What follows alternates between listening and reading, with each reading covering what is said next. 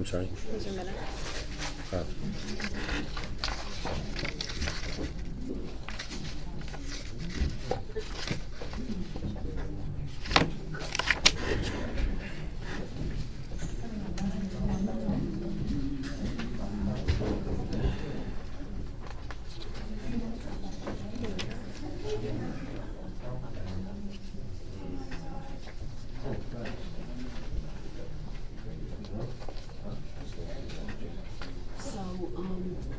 The case that Schmidt and Hollenbeck filed against us for the,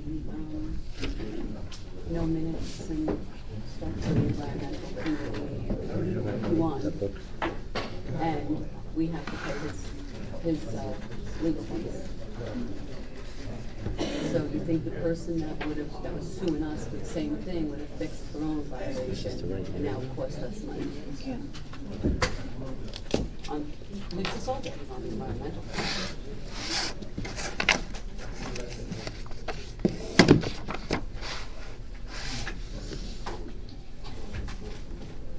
So. Okay, Allison, that's set. I mean, taxpayers have to pay it.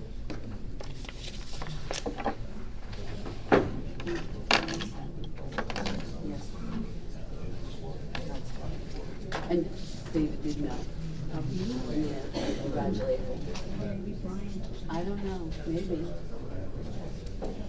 They might keep in touch, who knows? Yeah, I said, hey, by the way, You know Allison? yeah, Did I tell you? no. Do we have, is Jeremy on the phone? Yep. Mr. Quinn too? Yep.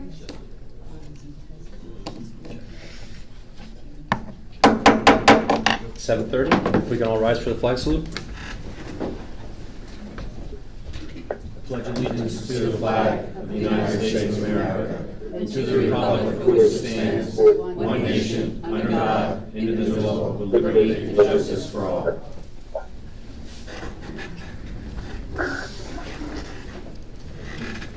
At this time, I ask for a moment of silence to remember the services and sacrifices of the armed service members who protect our nations and the first responders who protect our neighborhoods. In addition, we have an employee, Hank Trogani Jr., whose father just recently passed away. Hank, that works here, is a great individual, has really put a lot of dedication to his work with the township. And I just want to make notion of his father is Hank Trogani. He was 77 years old, died in Newton. He also served in the Marines from 1961 to 1965. So if we can just do a little bit of an additional moment of silence for Hank's dad, it'd be great.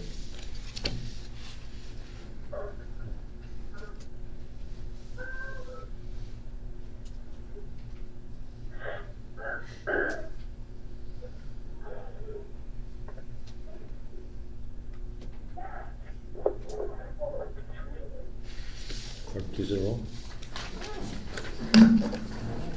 Councilmember Quinn? Here. Councilmember Friedlander? Here. Councilmember Judenak? Here. Councilmember Smith? Here. Councilmember Sackett? Here. Councilmember Jackson? Here. Vice President Abrahamson? Here. President Kelly? Here.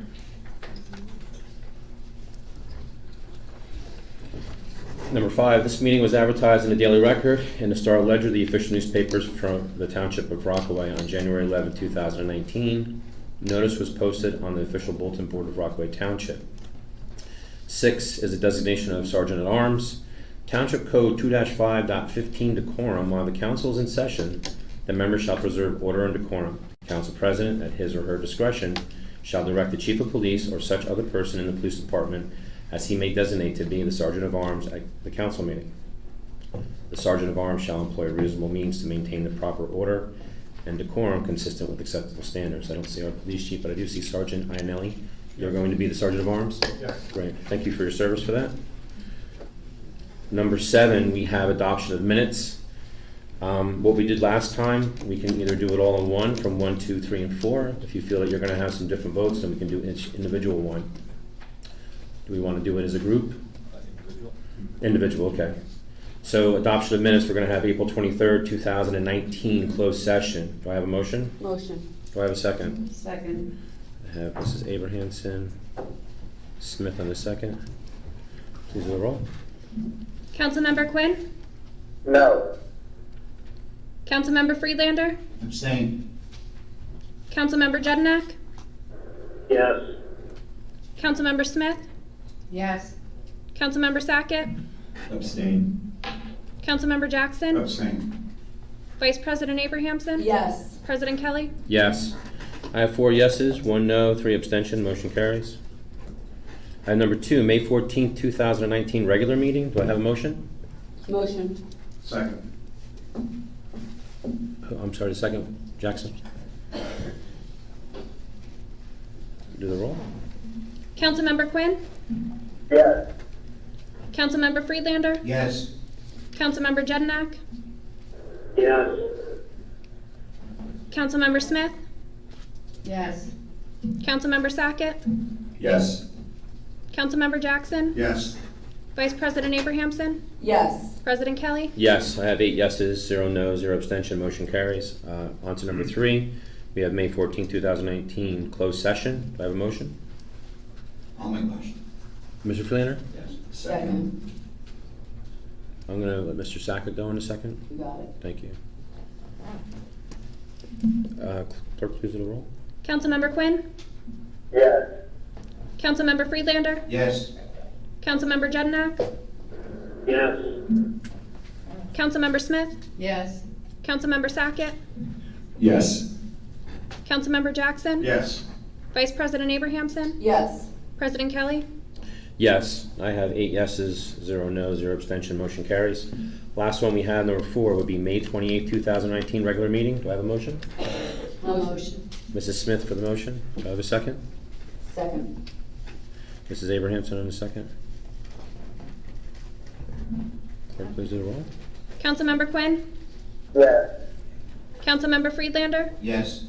Councilmember Judenak? Yes. Councilmember Smith? Yeah. Yes. Councilmember Sackett? Yes. Councilmember Jackson? Yes. Vice President Abrahamson? Yes. President Kelly? Yes, I have 8 yeses, 0 no, 0 abstention. Motion carries. On to 8, I have 2018 audit. I have R19-136, which is the governing body certification of the annual audit. Before we go into this, though, do we want Mr. Serenelli? Yeah, I think that would be the best to do that, and see that the firm sends its best up here. How are you? Good, how are you? Great, thanks for coming. So Ray Serenelli Jr., Township Auditor. Tonight we have a brief presentation on the 2018 audit. You'll see you have 2 resolutions in there, one approving the audit and one approving the corrective action. So when I get to the compliance section, we'll go over a few recommendations. We've met with your administrator and CFO. They've put together a corrective action plan on the issues that we found, and so we can move forward from there. So financially, nothing's really changed since we last met with you during the budget time. Everything's pretty much relatively the same, so I'm going to do a brief overview of the finances and then go into the compliance section. So in your current operating fund, you started the year with $6.6 million in fund balance. You used $3.869 million to budget the 2018 balance the 2018 budget and regenerated $3.46 million, leaving you with an ending fund balance of $6,254,291. So your fund balance is down roughly $400,000. There's a lot of good planning that went into the year. There were some good things. Some revenues came in higher than expected. However, you did have that fairly large tax appeal that took a little bit of a hit to your fund balance. There's been a lot of good planning done over the years that you were able to really sustain through that. Could have had a pretty dramatic impact on your fund balance to only see it go down $400,000. I know nobody wants to see their fund balance go down, but overall not the worst thing in the world as far as how bad of an impact it could have possibly had. All your trusts and capital ordinances, everything operated normally. In your sewer department and the water utility, you saw a slight increase in fund balance and they remain stable. So overall, all of your funds are operating normally, you have good financial stability, that's a good thing. Getting onto the compliance section, that's where we make our comments and recommendations regarding regulatory and statutory compliance. There are 3 recommendations.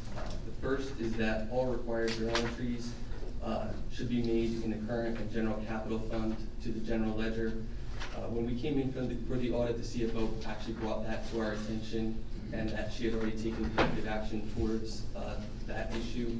We did feel that it warranted a comment in the report, but we felt after speaking with her and reviewing what's gone on in 2019 that she's made the right issue. She's actually doing the entries now.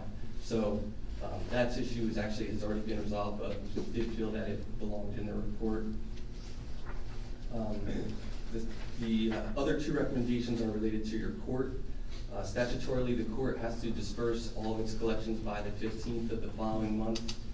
That's not happening, that's a statutory regulation, so there's a recommendation in there that disbursements of the prior month's collections be made by the 15th of the following month. Additionally, and I believe this may be a repeat recommendation, there are some reconciling items on the bank reconciliation that are stale dated. So those items should be cleared from time to time, and we're not seeing that happen. So that made it into the report as well. Lastly, there are 2 suggestions. This is kind of an informal recommendation, not something that we saw that was wrong, but maybe something that could improve your financial position.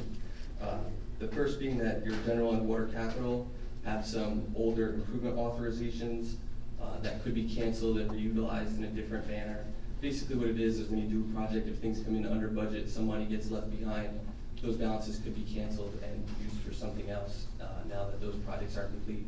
So we encourage you to review those from time to time so that those monies can be used accordingly.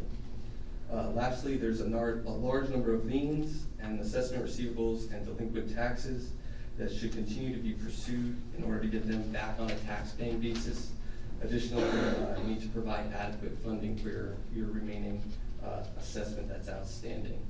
So those are the 2 suggestions that we have here to just improve your financial position a little bit. So unless there's any questions, I'd like to thank Lisa and your administration. They do a lot of help when we're here for the audit. And lastly, thank you for the opportunity to work with you. Does anybody go ahead, Mr. Second. Just a quick question. You remember from last year for the audit, and you brought up the same situation with the court with same issue from last year, nothing had been corrected. I'm just trying to see, I'm hoping that this is corrected, because I don't want to see it next year, 3rd time, happen again. With the court, it's fairly difficult because the state level of courts really is in charge of pursuing that. So we send a copy of the audit to the state, and they're supposed to pursue that. At your level, there's really not so much action you can take to enforce what we put in the report. It has to come from the state level, so there may be something that you could pursue with them to say, hey, our court, we need you to get on them a little bit more. But from you going directly to the court, can't happen. Mr. Cernelli, are there any consequences of not following it? Of not following up on this? Not really. I mean, it's not great to have repeat recommendations. Mm-hmm. In your audit, the state can technically reduce your state aid. If you have one repeat recommendation, I would say that's not the end of the world. I haven't seen anybody lose state aid in regards to that. If you look at other towns, other larger cities that have a ton of repeat recommendations, and their state aid has been affected. So at the end of the day, it's just something that they should be pursuing, and something that we find we find an issue, we can't not put it in. Hello? Correct. Mm-hmm. Mr. Quinn, is there something you want to ask Mr. Quinn? Yeah, the last 2 seconds there faded out to nothing. We know what, we'll try to talk a little bit louder. Can you still hear us now, though? All right. Can I ask, you said there were funds left over to be reappropriated? So in your in your general and water capital funds, they should be. And it's not necessary. How much money? Do you want to? You have your book? Yeah, I do. I didn't know what page it was on. So it's on Schedule C5, and you Okay. get towards the back of the book. And who would have the process to reappropriate? So that would come from you. It would have to be done by the board to cancel the ordinances, but I would suggest that you would have the CFO review the ordinances for what could be possibly canceled, if Okay. anything. I think we have some back as a 06, I think. You might have some ordinance. Mr. Sackett, were you finished when you were asking it before? I'm sorry. That's okay. Is there anything else, Mr. Jackson? No. The Bowlbyville sewer line is in that as well? I believe so. I believe that project has been completed.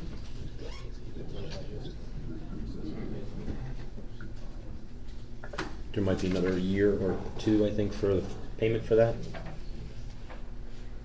So that is not under the improvement authorizations that we're discussing in that suggestion. So is something still being suggested to collect? That's the second suggestion that we had in regards to the liens, assessments receivable, and delinquent taxes, that those be pursued. Okay. The Bowlbyville assessment would be included in that suggestion to pursue finalizing that. This is the first year that's. No, it's always been suggested in there. How many years has that been suggested? I think since, 17 years. yeah. 17 years? Yeah. Okay, thank you. Mrs. Smith, is there anything you want to ask? No. No? Anybody else? No? Mr. Quinn? No, sir. Mr. Janyak? No. I think you're okay. All right. Great, thank you so much. Thank you. And Mr. Saranelli, Senior, thank you too as well. One thing I did want to make a mention of, though, when we're talking about the fund balance of only going down for the 400,000 because we had that tax appeal for the 1.5, I think our administration, as well as Mr. Burak, I think did a phenomenal job negotiating that from the larger amount. Mrs. Seeger, what was the amount that they were actually looking for in the appeal originally? Very large. Something like 3 million, or just right in that era. And Mr. Burak was able to negotiate that down to 1.5, so we could have had a heavier impact without his involvement. So just another note to thank Mr. Burak for his services and the hard work that he did with that. With all that being said, I'm going to move on to R19-136. And that's the governing body certification of the annual audit. Do I have a motion on that? Motion. Who's second? Mamie?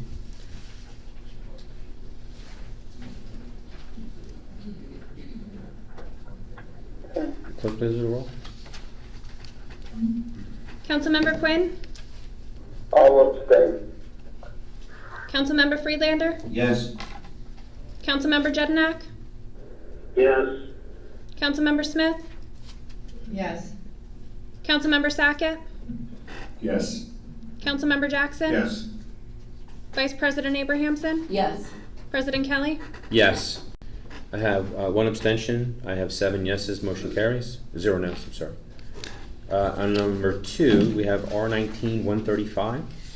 And that would be the resolution approving the corrective action plan in connection with the audit report for the year 2018 of Township of Rockaway, County of Morris. Do I have a motion? A motion. Do I have a second? Second. Is that Mr. Jackson?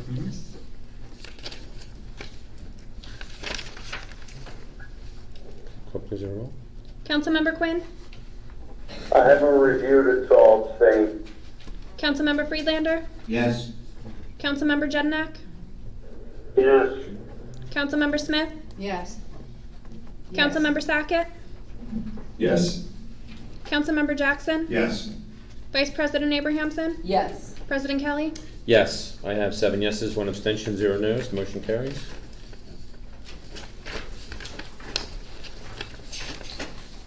Going on to number 9, which would be ordinances to introduce. This is ordinance O-19-14. And this is the capital ordinance that we have here. If you just give me a second. We can pull that up real quick.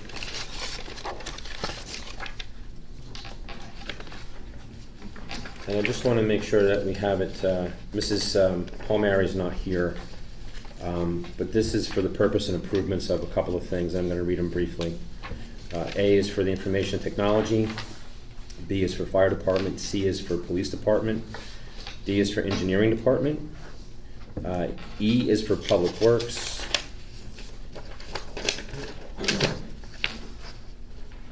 F would be buildings and grounds, and G would be park and recreation.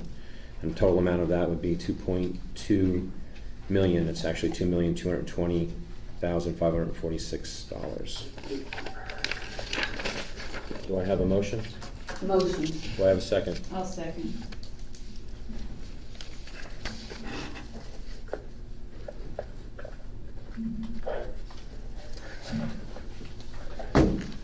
Do we have any discussion? None? Mr. Jackson, you had an email that you had sent kind of related to this. You want to kind of briefly go over that a little bit?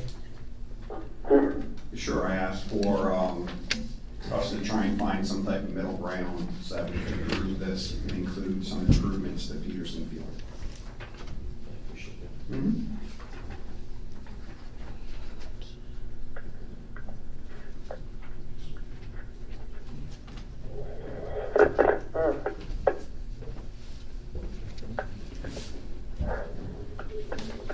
Council President, Yes, Mr. Janiak. what's the status of posting the referendum, the improvement to Peterson Field that we voted on earlier this year? You know what, we can address that right after we have some discussion concerning Mr. Jackson's inquiry that he had, if that's okay. Is that okay, Mr. Janiak? Thank you. Great, thank you.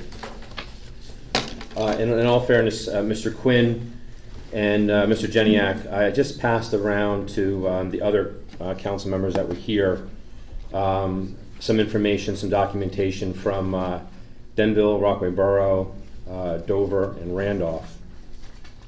And we've had some discussions with regard to this capital ordinance that was here, and then Mr. Jackson was talking about some compromise.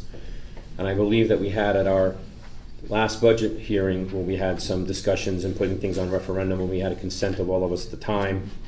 There was also a motion that was made to put those improvements for Peterson Field on referendum. And I think our deadline is August 16th in order to do that for the November election. And then we had an ordinance that was put up, and it passed the introduction, and unfortunately it failed, which ultimately stopped a lot of necessary improvements and purchases of goods and services that would affect the taxpayers, the fire department, and life-saving equipment, as well as the police. So with that being said, I went to some of our neighboring towns and looked at their courts. And in all fairness, I didn't ask. Mr. Jackson, did you have an opportunity to go to any other courts? No, I did No. not. Mr. Sackett? Mr. Freelander? Mrs. Abrahamson? No. Mrs. Smith? Yeah, Did you? I don't know if Mr. Janiak or Mr. Quinn had gone to any places, but I did, and I took photos. And I wanted to show you the courts that are there. You'll see Denville, which is Gardner Field. You should see Heady Field or Heady Park, which is in Rockaway Borough. You should see the two recreation areas in Randolph. I think one is Bergen Field, and the other one is Freedom Field that are over there. And then in Dover, there's Crescent Field. Now, Freedom Field and Randolph, and when you notice it, the courts are just standard courts. There's really very little benches that are there. Some have two courts. Dover has two courts, and then they have two half courts combined together. And then Randolph has two courts each in each park. And of course, Rockaway, we kind of have three courts. All the courts that are in those other municipalities are of regulation. They're 84 feet or 94 feet that are there. They have some lighting or some old lighting that's there. But I wanted to bring your attention to the front page of the packet that I gave you. And this is actually something that just took place in Randolph in the last year. And it's their basketball courts. And if you can turn to Freedom Park, the picture, it might be on the back side. I'll have it noted up there on the top. You see that? On the back side of the next. Yeah. It's beautiful. And not only was it was asphalt and it's top coated with multiple colors, and I'm sorry that the public doesn't have this, but this will be made available for the public. It was just something I assembled literally 10 minutes before the meeting commenced. What they did there was they did a renovation on their basketball court. And the cost of just the basketball court, but their project also included driveway ingress or egress that's there, some accessibility, some landscaping and stuff like that, in addition to what you see in that picture of Freedom Park. The other towns didn't do any improvements. That's just the condition that they've been, somewhat similar to what we have now. And the cost of all of that was only $102,000. Now here we're asking in our capital fund, which seems to be somewhat of a contentious question that's going on here, for almost 500 grand. Now it's not all for the basketball court, but a large portion of that is.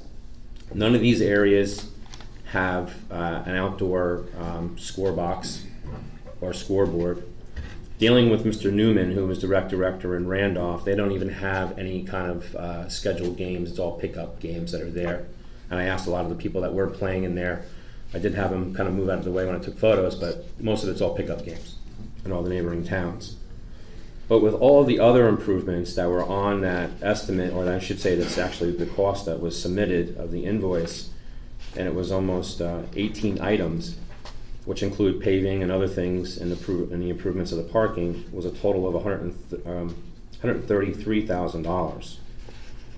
So I think there's something that we need to look at a little bit more in regards to what's here, because what Randolph did, just the site preparation alone was $28,000, which was tearing it up and then somewhat prepping it prior to doing any asphalt. And then doing the asphalt mix, which was $21,000, was 150 ton of material. And if you remember last time, Mr. Jackson, you weren't here at that time, last year, we came up with an amount of tonnage, which was 145 if we did a 2-inch base, and then it would be a 220 ton if we did a 3-inch base at Peterson Field now. Usually it's about $60 a ton, so it was just under $14,000 of material. And we do have our DPW that can do those things. I mean, we have an asphalt zipper right now to tear it up. And of course, our DPW guys can definitely lay down pavement like they've done in the past for our roads that we all travel on, including our family and children.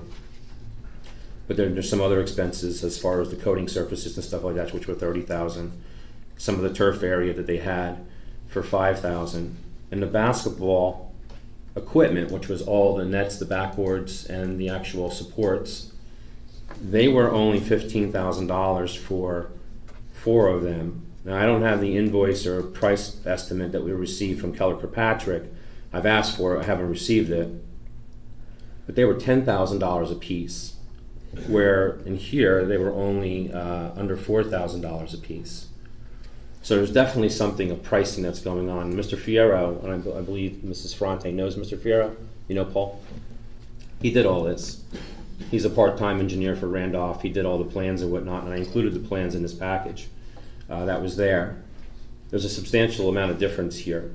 The bleachers, I think, were one thing that were added in there. I think there was some excavation for some retaining walls and whatnot. Randolph said they only put benches there. They weren't doing any bleachers of any sort. So, tonight we're voting on something that's important to move the town forward from everything we got. We got grants that aren't super time sensitive or coming up to that eventually, correct? And I think after we do this, we can then maybe have some conversations. What Randolph did, and I'm going to end on this, Randolph got the community involved, not just like the rec family, but they got the entire town involved. They had numerous amount of meetings that were open to the public for the sole purpose of this reconstruction that they were doing. In addition to that, they actually had an online survey that they did where people would then make their comments online. And my first question was, well, how do you know that it isn't a duplicate person, that keeps hitting the same button? They monitor IP addresses. So there's a way to see if it's a duplicate and repetitive person to try to do that. And then they had a meeting of the minds of professionals, contractors, administration, their governing body, and they came up with an overall plan. In addition to that, they also came up with a master plan over a 10-year period of time to do these improvements for Freedom Park. And they purchased more property over on Calais Road. This isn't about Randolph, but I'm not trying to reinvent the wheel, and I think the best flattery is somewhat mimicking somebody else's good work. And I think that if Randolph was able to capitalize on this in that manner, maybe we need to look into it a little bit more and have a little bit better planning than just a small little 4-page presentation of a Peterson plan that doesn't really include anything in it. And we have some facts here of actual documents that have been paid and the work that's been performed and engineers that we have a connection with. Maybe we can see if we can save that amount of money. I mean, if there's a possibility of saving $250,000 just on the basketball courts to put into something else. They have a rec center that's phenomenal that they do over there. They have a preschool that runs out of that rec center, so it's a revenue generator. So I just hope that maybe we can look at this moving forward rather than penalize all the other improvements. We just don't need to always get 8 slices out of the pie. If we can give up a couple and work on this collectively and move forward with a really good plan to save some money and maybe add some additional improvements to Peterson Field Complex with the money that we save. So I don't have too much more to add to that, but if you guys have any comments or criticism on that, I welcome it right now if you have anything. I don't have any criticism. I just got this, so I got to go through it, obviously. It was just handed to me. I did, as I mentioned, I'd be willing to talk about looking at the cost for the Peterson improvements and eliminating things like the scoreboard and talking about what it would cost then. But I don't have that level of detail, and I wanted that. I'd like to have that, compare this, and talk through it before, because I can't change this, right? I'm not allowed to, because I voted no. Yeah, well, you would want to change it what, to add the 500 and... No, not the whole amount, like I talked about. I'd like to find some type of mid ground, because I do think the playground needs to be repaired. I do think the tennis courts, that's just I'm not speaking for everybody else, I'm speaking for myself. And I do think there's some middle ground on the basketball courts that we can reach.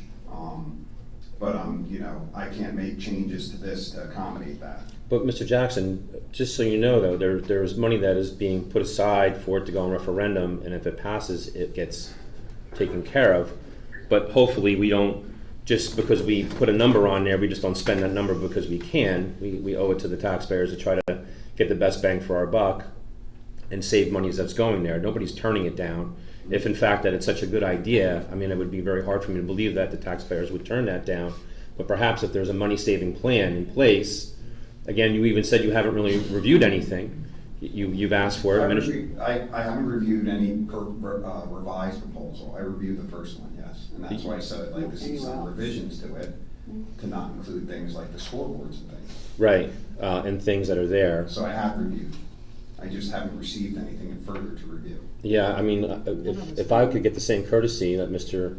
Jackson, I would love to have the same material that he reviewed. I didn't know. No, he hasn't received anything yet. Oh, okay. Yeah, I reviewed that, and I understand the cost for the tennis courts, the cost for, I don't know the detail of the basketball. Right, only from my memory of that was on there number-wise, there's just a substantial amount of difference in cost. That's why I asked for kind of a breakdown of what everything costs. But we can still do that and still have something that puts on a referendum and moving forward with that, or modifying anything that we have following this. But we have a large amount of items here that we need to move forward on, rather than just... Mr. Sackett, was there something?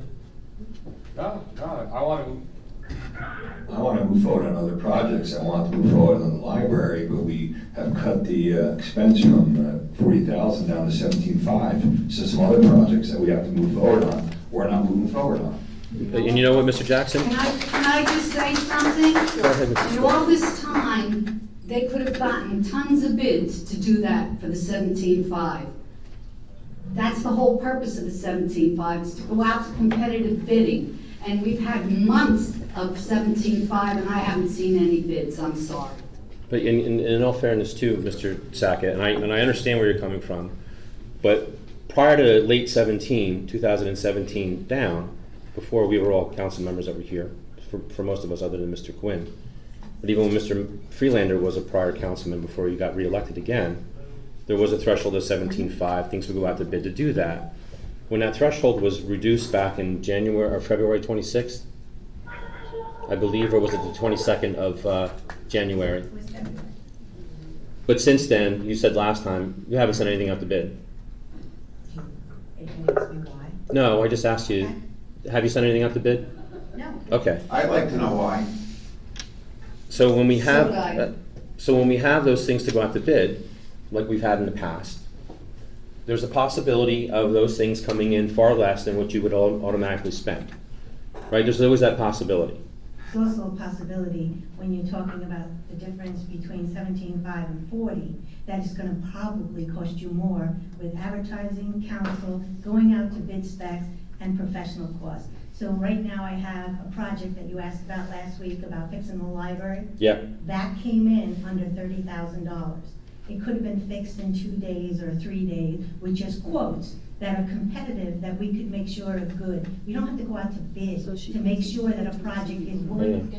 But we can't do that because we're waiting now for the specs to be done, for the professional to do them, and then we're gonna have advertising. And how long? So why don't you bring those bids Time and to more us? money. Why didn't you bring the $30,000 bid to us? I can't bring the bid to you, you need to understand the law. If it's on over 17.5, I don't bring it to you till after I go out to bid. Well, you just said you had bids on it. No, No, I have you didn't say. quotes on it, on the Okay, project, okay? that's It's a it. very good price to get it fixed, but I can't fix it because it's over 17.5. So now I have to spend more money because I have to get a professional to write the bid spec. I have to go out to bid, I have to have an attorney look at it. Then when I go out to bid 2 months later, when it comes back in, it's gonna be more than the bid I got for quotes. But how do you know? That's why there isn't anything for 17.5. But how do you know that though, Mrs. Seeger? Like when you came in 2012, all the way up until for 5 We years. saved a lot of money in those years with the 40,000 threshold. But you didn't have the 40,000 threshold pre-17. Never. I didn't, I Never. wasn't, I know that, but we had it afterwards. We didn't have as many. But projects. how did you? Why would you wait so long if it was such a 17.5. savings? We functioned with the 17.5 bid threshold for at least 40 years. Now we can't. But back then, the 17.5 wasn't as high as the 40,000 now. Things cost more money. In the And last it's 2 gonna cost years. you more for that library, I will But- guarantee you. Well, maybe you should show us some of the bids and put it out there. I mean, how long ago was the library injured or damaged?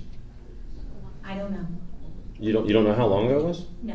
Was it in No, 2019? it's this year. Okay, but it was in January. It was in the cold months that it happened. I don't know if it was. So like maybe five It didn't. Can't you have bids? 5 months.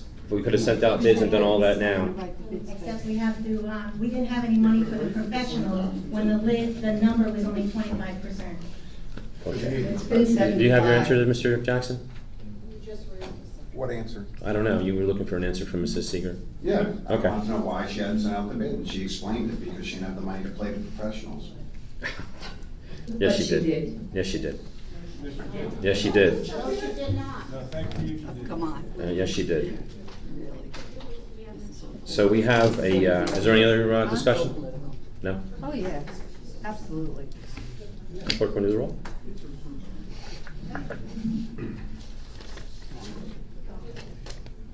Councilmember Quinn? No. Councilmember Friedlander? No. Councilmember Judenak? Yes. Councilmember Smith? Yes. Councilmember Sackett?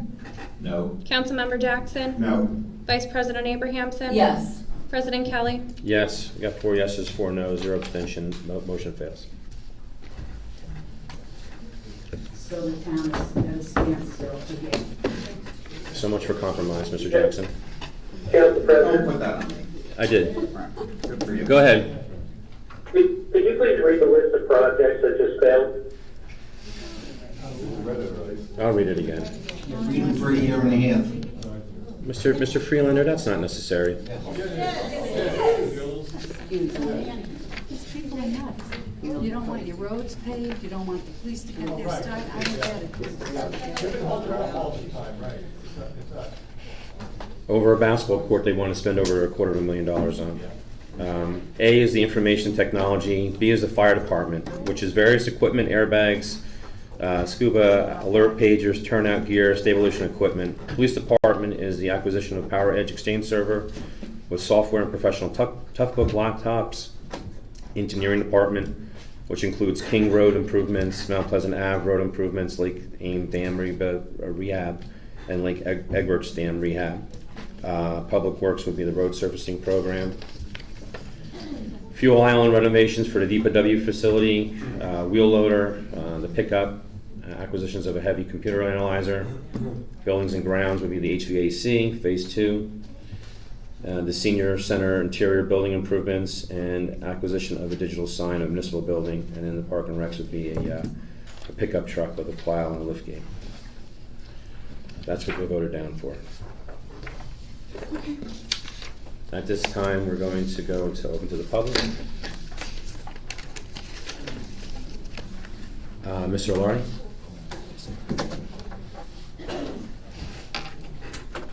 Michael Lardy, 19 North Brookside Drive. How you doing, Mr. Lardy? Good, how are you? Good. I'd like to, at least from what I saw, congratulate everybody that ran in this last election. I didn't see any negative campaigning. I'm not on social media, so it could have been on that venue, but anywhere else I didn't see anything. A few things I have. On the corner of West Lakeshore Drive and Old Middletown, there's some bushes on the corner property that really block the view of cars coming down Old Middletown, coming down the hill, and you end up having to inch your way out into the intersection. If the people are making a left onto West Lakeshore, you kind of end up the hood of your car when they're cutting the corner, because it's hard to see. And it's just one bush. If they lopped half of it off, it would be much more visible to see the cars as they come over the crest of that hill. Mount Hope Road, I heard you mention paving and different roads. That road gets mutilated by the trucks going to Tilcon.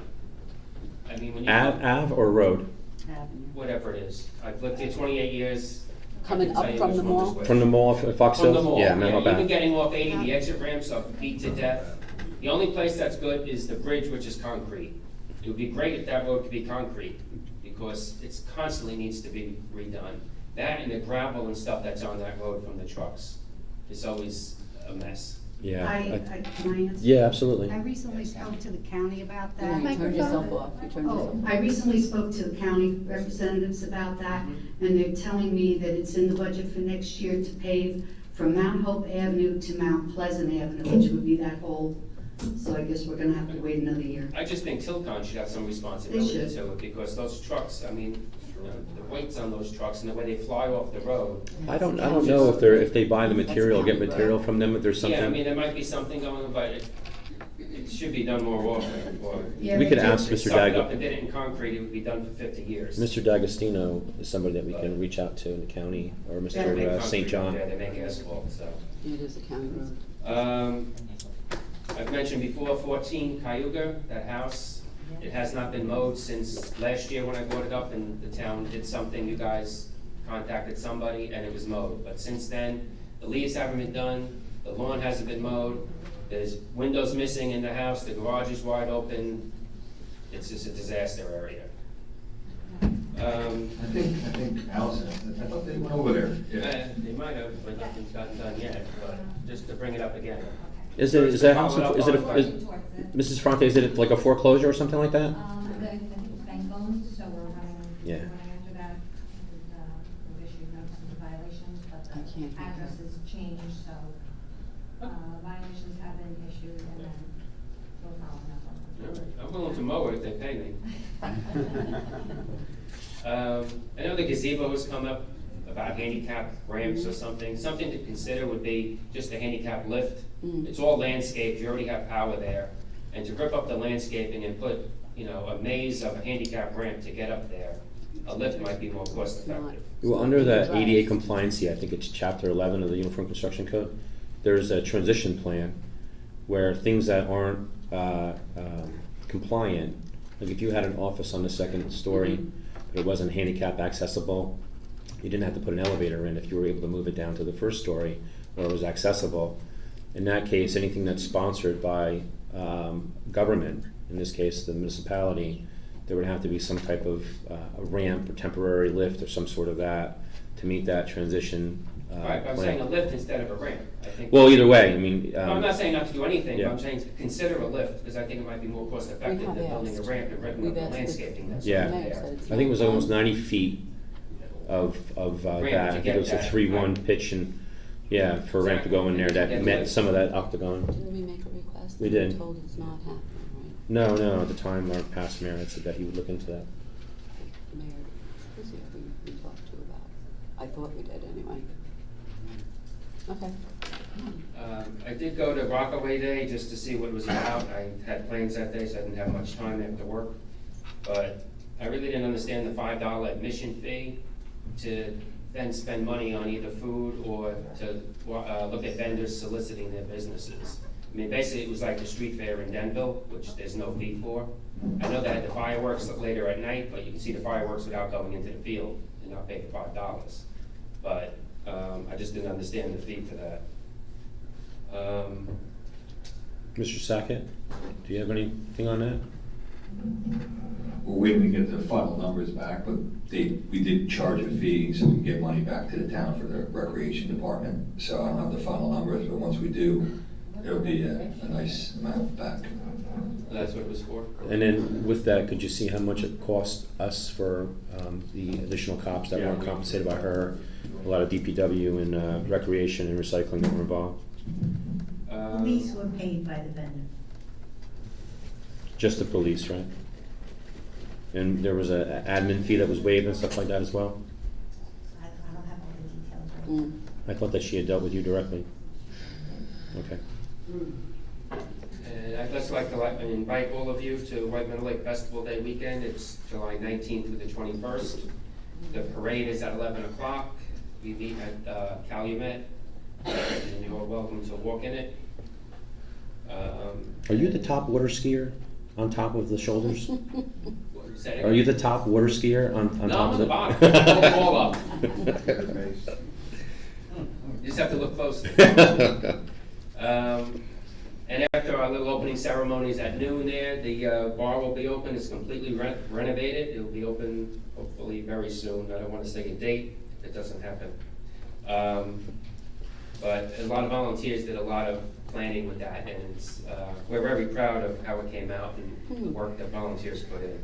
The inside looks phenomenal where your main room is that you guys did over some time ago, but it, I mean, the it, ballroom, yeah, I mean, it, well, the wainscot that you have all around, Yeah. I mean, the trim and the paint, I mean, it looks really, really good. Yeah, we're trying to do one thing at a time, and now the bar, which needed renovation for decades, has finally been done and done right.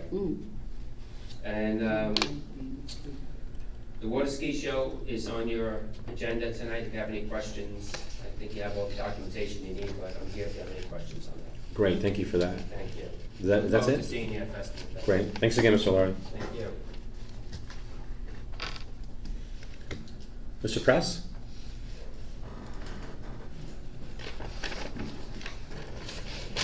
Hey, Press 71 Oakland Avenue.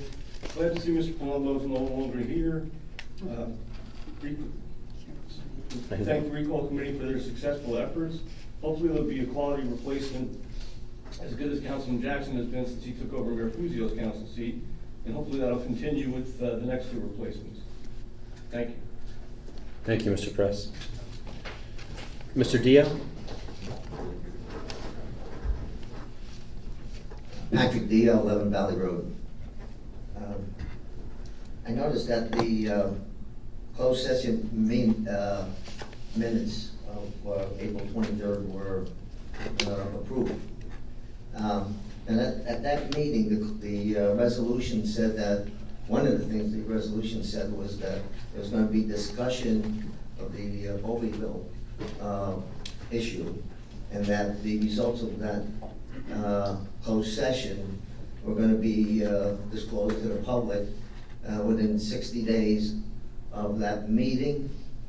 And if it wasn't going to be disclosed within 60 days of that meeting, and that there would be noted that why it wasn't and what the additional extended date. So my question is, the minutes of that closed session, are they going to be published on the website? And are those minutes going to disclose what's going on with Bowieville and the results of that meeting? Mr. Dio, and I can maybe revert that over to Mr. Yatrafano, but there was some litigation regarding the Bowieville report. There was some discussion that we had regarding Bowieville and the assessment that was there. There was also some further discussion of potential litigation as a result of pursuing those assessments that are on there. So I think that because of potential litigation and some current litigation that's there, and correct me if I'm wrong, Mr. Yatrafano, maybe we would extend that time frame for that minutes in order to be not open to the public.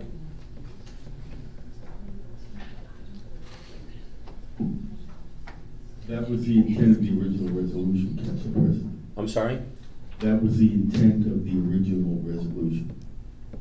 I believe it says it right in there, if there's any further would be known, so. I'm not an attorney, but if you read the resolution says that the results of that meeting dealing with Bowieville will be 60 days. There was also another item that was going to be discussed at that closed session, and that had to do with the litigation between Mayor Puzio and the council, and that specifically said that the results would be made known to the public within 90 days. The resolution further went on to say that if the results wasn't to be disclosed within those timeframes, that there would be a notice of extension and what that extension period would be.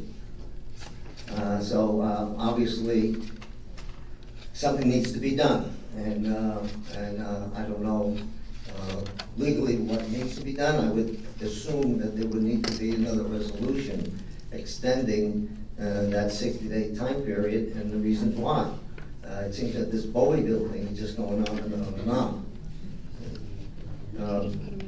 So I would appreciate if the council and administration and the attorney would advise the public as to what needs to be done. Now, dealing with Bowieville, I'm a little confused with the auditor's comment with respect to Bowieville. And I am concerned, I haven't seen the audit report. I hope that is going to get tomorrow be put on the website so that we can all see it. But to me, it's a repetitive action. It's a deficit that's been in the audit reports for at least going back to 2007. To me, that's a repeat flaw. And I think the auditor, in my opinion, without seeing the audit report, it might be remiss in not presenting it as a corrective action and it not being part of the corrective action plan with respect to the lack of assessment of those charges. And so I hope that that audit report is going to be on the website tomorrow so that we can get it. I note that the Financial Review Board was promised a copy of that report once it was presented to the township so that we had an opportunity to review it. And to my knowledge, I never get a copy. I don't know if any member of the review board got a copy. Second thing, another thing I'd like to talk about is the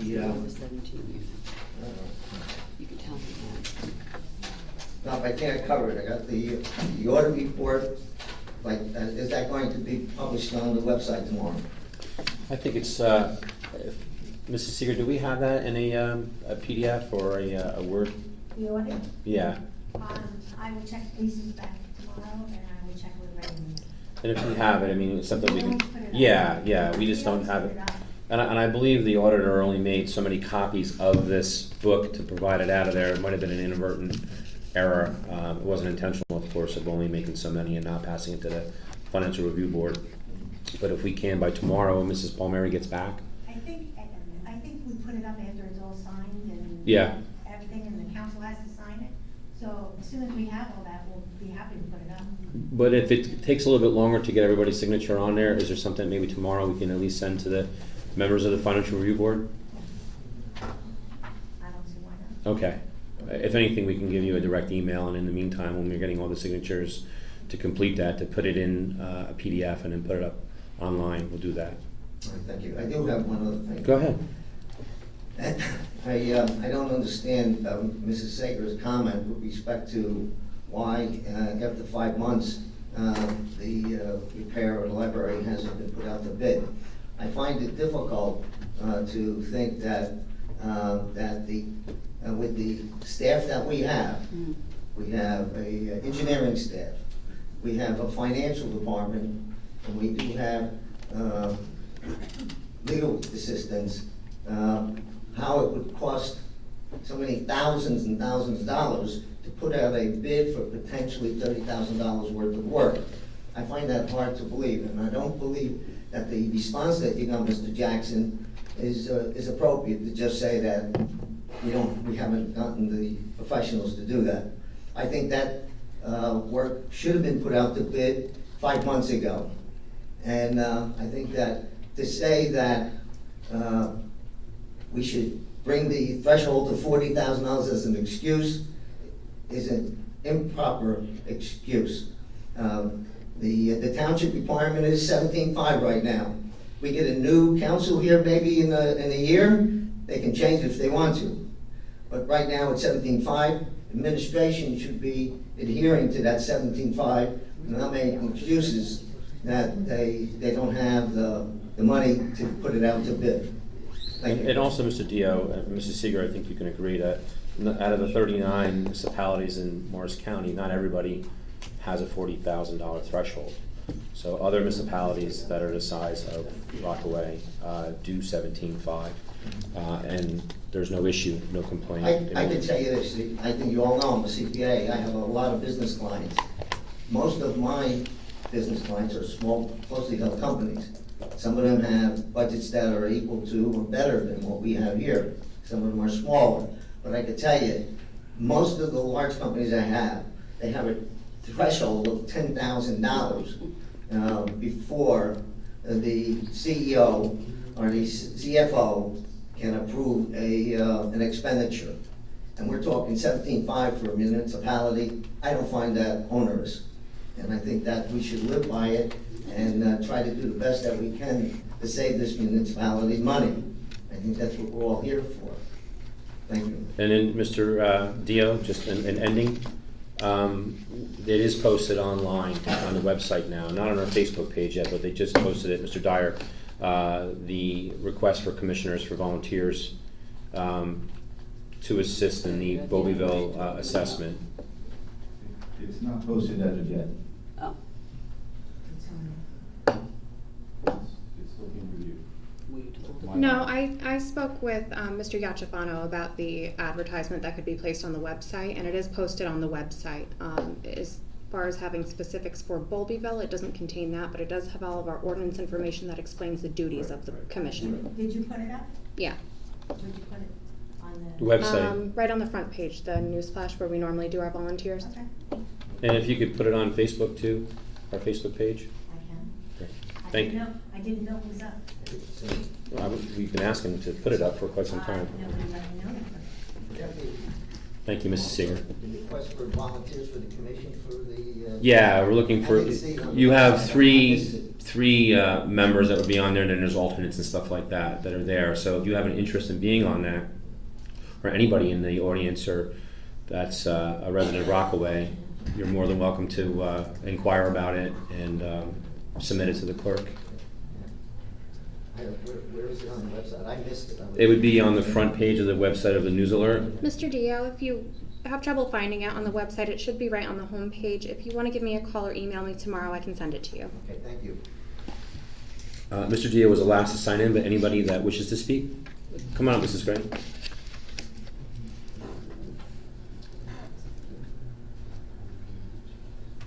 Hi, Stacy Gregg, Rockaway Township, mailing address Wharton, New Jersey still. How you doing, I'm here Mrs. to talk Gregg? about that. I actually like what Mr. Dio had to say. Normally we're at odds, but thank you for speaking, Mr. Dio. My question to the council is how many of you have, and I've asked this a year ago, how many of you have actually gone to a different council meeting and seen it? I know some of our experts, you know, the attorney works for other towns, and maybe some of the other people that were on the sides have been to other council meetings. But how many of you actually seen another town that runs under the Faulkner Act and in operation? You know, how they function, how they speak to each other, how they cooperate with each other, how they get information on everything. Has anyone here? Yeah, but I don't think it's just the Faulkner Act. I think any form of government, whether, you know. You've been to other councils? I have, oh, yes, I've been. Okay, Yeah. but I was asking is for the rest, but I don't want to take up my time. No, that's okay. Unless You it's have, okay to just, ask them. you go as long as you want. So I'd like to know if, and then the other question is, we have somebody on the phone. I'd like to get to the bottom of this, why we have these phone-in things. I've never seen a phone-in person at another council meeting anywhere, and I've gone to a lot of council meetings. This is an oddity happening in Rockaway Township. But I'm interested in Mr. Jednak, how many other council meetings he's gone to other towns, as well as everyone else here. Is there anyone else on the phone? Yes. Mr. Quinn's on the phone too. Mr. Quinn, you too? Have you been But to other the phone, towns? Mrs. Gregg, just, the phone allows members of the governing body who are not able to attend for whatever reason it may be. But they're elected to attend, mister. Well, they're participating in that. I mean, I would rather have them on the phone than not participate at all. I would So rather have them if here, they're not here. primarily, yes. I'd rather not hear from them if they're not here. There's a lot to take in, there's a lot of nuances with people talking that needs to be visually seen, and I thank you for having the video. But they were elected to be here, and if they can't be here, everybody understands that, you know, 2 or 3 meetings a year. But to be here and to not be able to participate 100%, you know, we don't have a situation set up where people that are homebound, in the middle of an illness or something else, childcare. We have a lot of people complaining that for years I had children, I couldn't get out here. Do I get to ask my questions over the phone of my representatives? No, we're not set up for that. No other town does this. This is some oddity that somebody, you have been running the majority, has set up, where it's an acceptable thing. Every single meeting, we're having to try and adjust the microphones and what did he say? What did you say? Is it your turn? What's going on? It's disruptive. I'm just going to put that out there. Okay, I've seen it in other towns.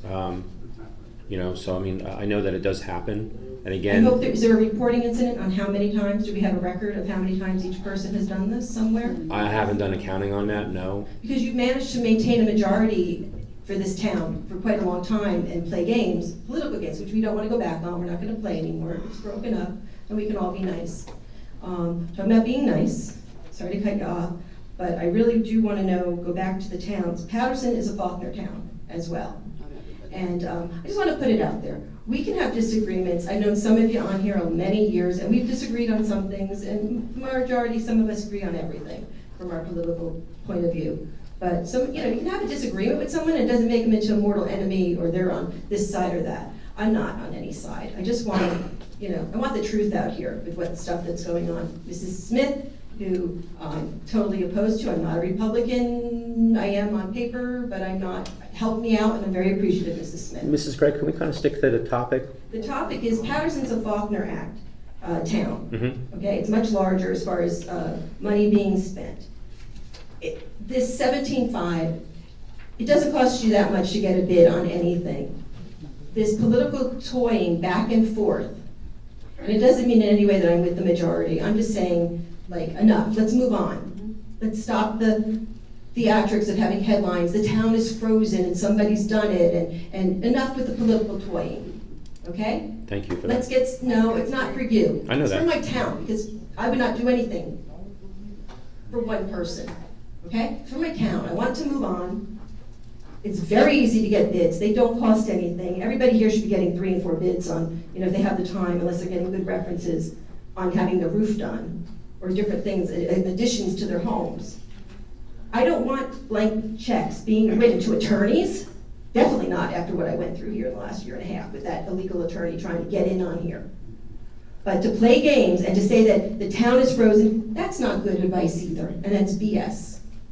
And 17.5 Patterson manages to operate. I went to their meeting, and I went to several of their meetings, and that was because of police brutality, which I'm going to throw in here on my tangent and come back to Patterson. Thank God and thank you for the officers of Rockaway Township. Thank you for having the body cams, and thank you for doing your jobs, and thank you for not being on the list of excessive force. We have a town, one town over that a lot of us drive through and do a lot of business through, and it's frightening for my children to have to go through that town. So I'm going to come back to not playing games in Patterson. The reason I was there was because of police brutality situation. They managed to get along and take bids and vote. They got their bids, and then they would do a vote. Nobody had carte blanche. I don't understand this grandstanding. It's not that I'm against anybody. It's not personal for Mrs. Seeger or anybody who's along with her. It's a matter of do your jobs. Get the bids. Stop playing the politics part. It's supposed to be a nonpartisan job, running the government, running Rockaway Township. I want to know, like I wanted to know with the lawyers. I didn't want them to have a blank check open. Okay, so let's move on. Let's get this town going. So besides Mr. Kelly, I don't know how many of you have gone to other council meetings and seen how they run. We had a big problem, a little learning curve. Everybody seemed to have gotten on board with the, what's it called that we're using? Robert's rules. Oh, thank you, Mr. Jackson, I told you. I've been to several other towns now. Thank you. Because I know I did have to talk about Robert's rules when some of you came onto the board, and I did mention how important it was to be familiar with them. All right. I mentioned the body cams. Let me just see. I did the calling it in. I did the recording of all committee meetings. Oh, I didn't do that.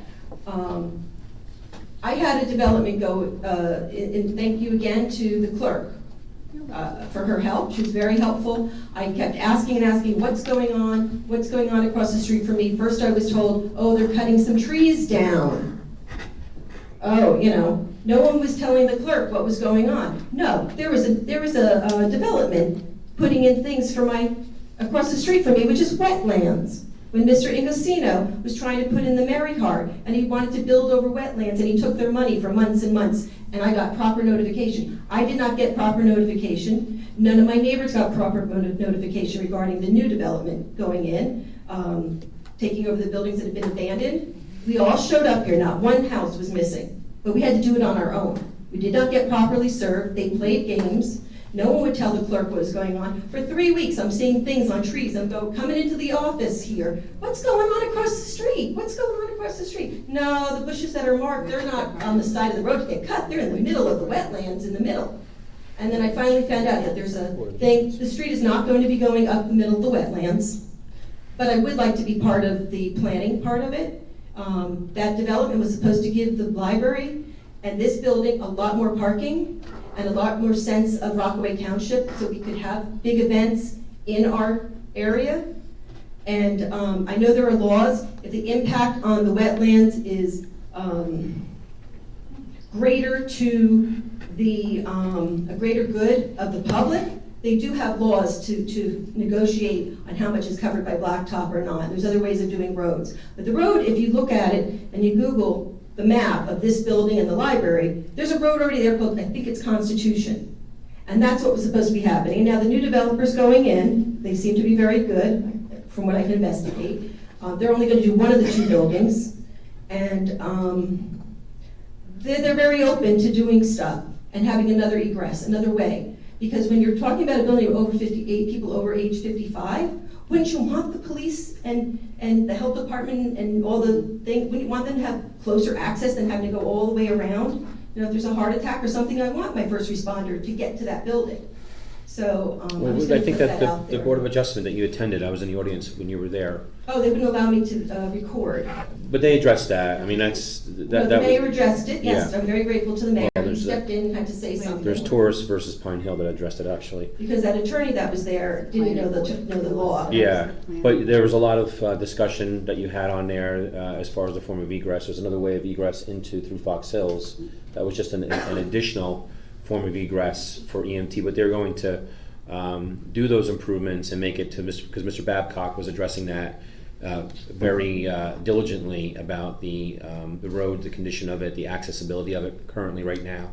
There was another meeting that happened regarding that project? No, you were there, and Okay. Mr. Babcock, our fire marshal, was addressing that for Right. a safe form of egress in the event that somebody was to get hurt or injured or when they were living there. So Right, there's no way to get around Right. on Pond Road with a fire truck Yeah. in an emergency. But they were going over that. I remember I believe you were Right, there. but we didn't go over the part of them trying to join in to the back and come into this parking lot.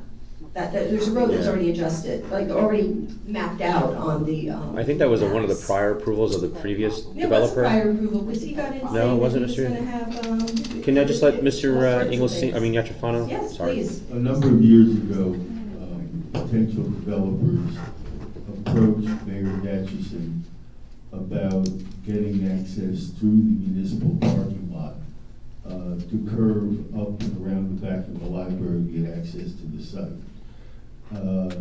That proposal was addressed and evaluated by our then town engineer, Jim Lutz. And it was impossible to put the additional roadway in at that location because it required DEP setbacks in terms of the stream that runs adjacent to the property here. It was just impossible. Bless you. Bless you. Then there was a question of access across one of the streets that's north of here on Mount Hope. And there was some speculative access about that street, which was a very narrow municipal street, being able to give adequate access. So the people who were pursuing that development had never even reached the stage of board application, decided to abandon the proposal. But the access through the municipal parking lot just could not be DEP compliant, according to the investigations of Mr. Lutz, our town engineer at that time.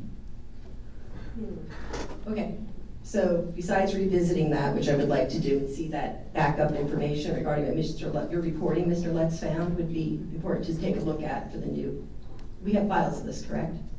I don't know what files were preserved or were not preserved, but I do remember meetings and discussions and the inability to put additional road surface in at that location.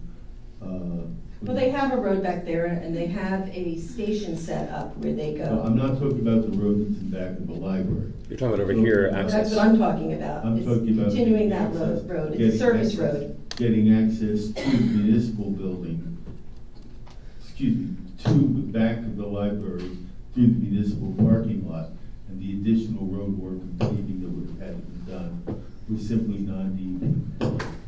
Okay, well, not every road is paved, not every driveway is paved, so it would be porous. There are other ways of doing, things have evolved since Mr. Lutz was here. So, I don't think so. I think they have, and I think we found out that for other reasons, things didn't get done that should have probably gotten done. Such as, for this committee that's being formed for the Bowlby, I couldn't be on the committee because I don't have sewers yet on my road. And I've been asking for years and years, as well as tons of other residents, and we've always been told by the town that they didn't have a plan. And yet, lo and behold, we have all this new development, and there's water and sewer and everything available for them, but not for our other streets. I have a house that literally 6 houses away from where on Old Middletown Road, where the water line stops.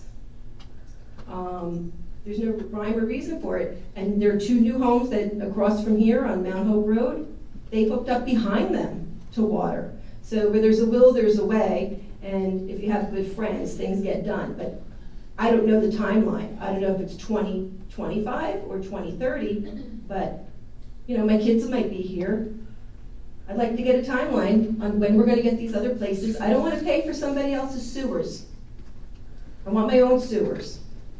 Now, I was able to get water because we had somebody like yourself, a different attorney at the time, saying, oh no, Mr. Salkheim, he's gone, and yeah, we don't know, we'll have to look in the records. And oh, lo and behold, there was a verbal from him when he was trying to get his approval, besides him getting the approval because he was gonna put up 2 senior citizen extra care, I got water. So I would like to know when is the plan? Where is the town plans for going forward? Where do we have these plans?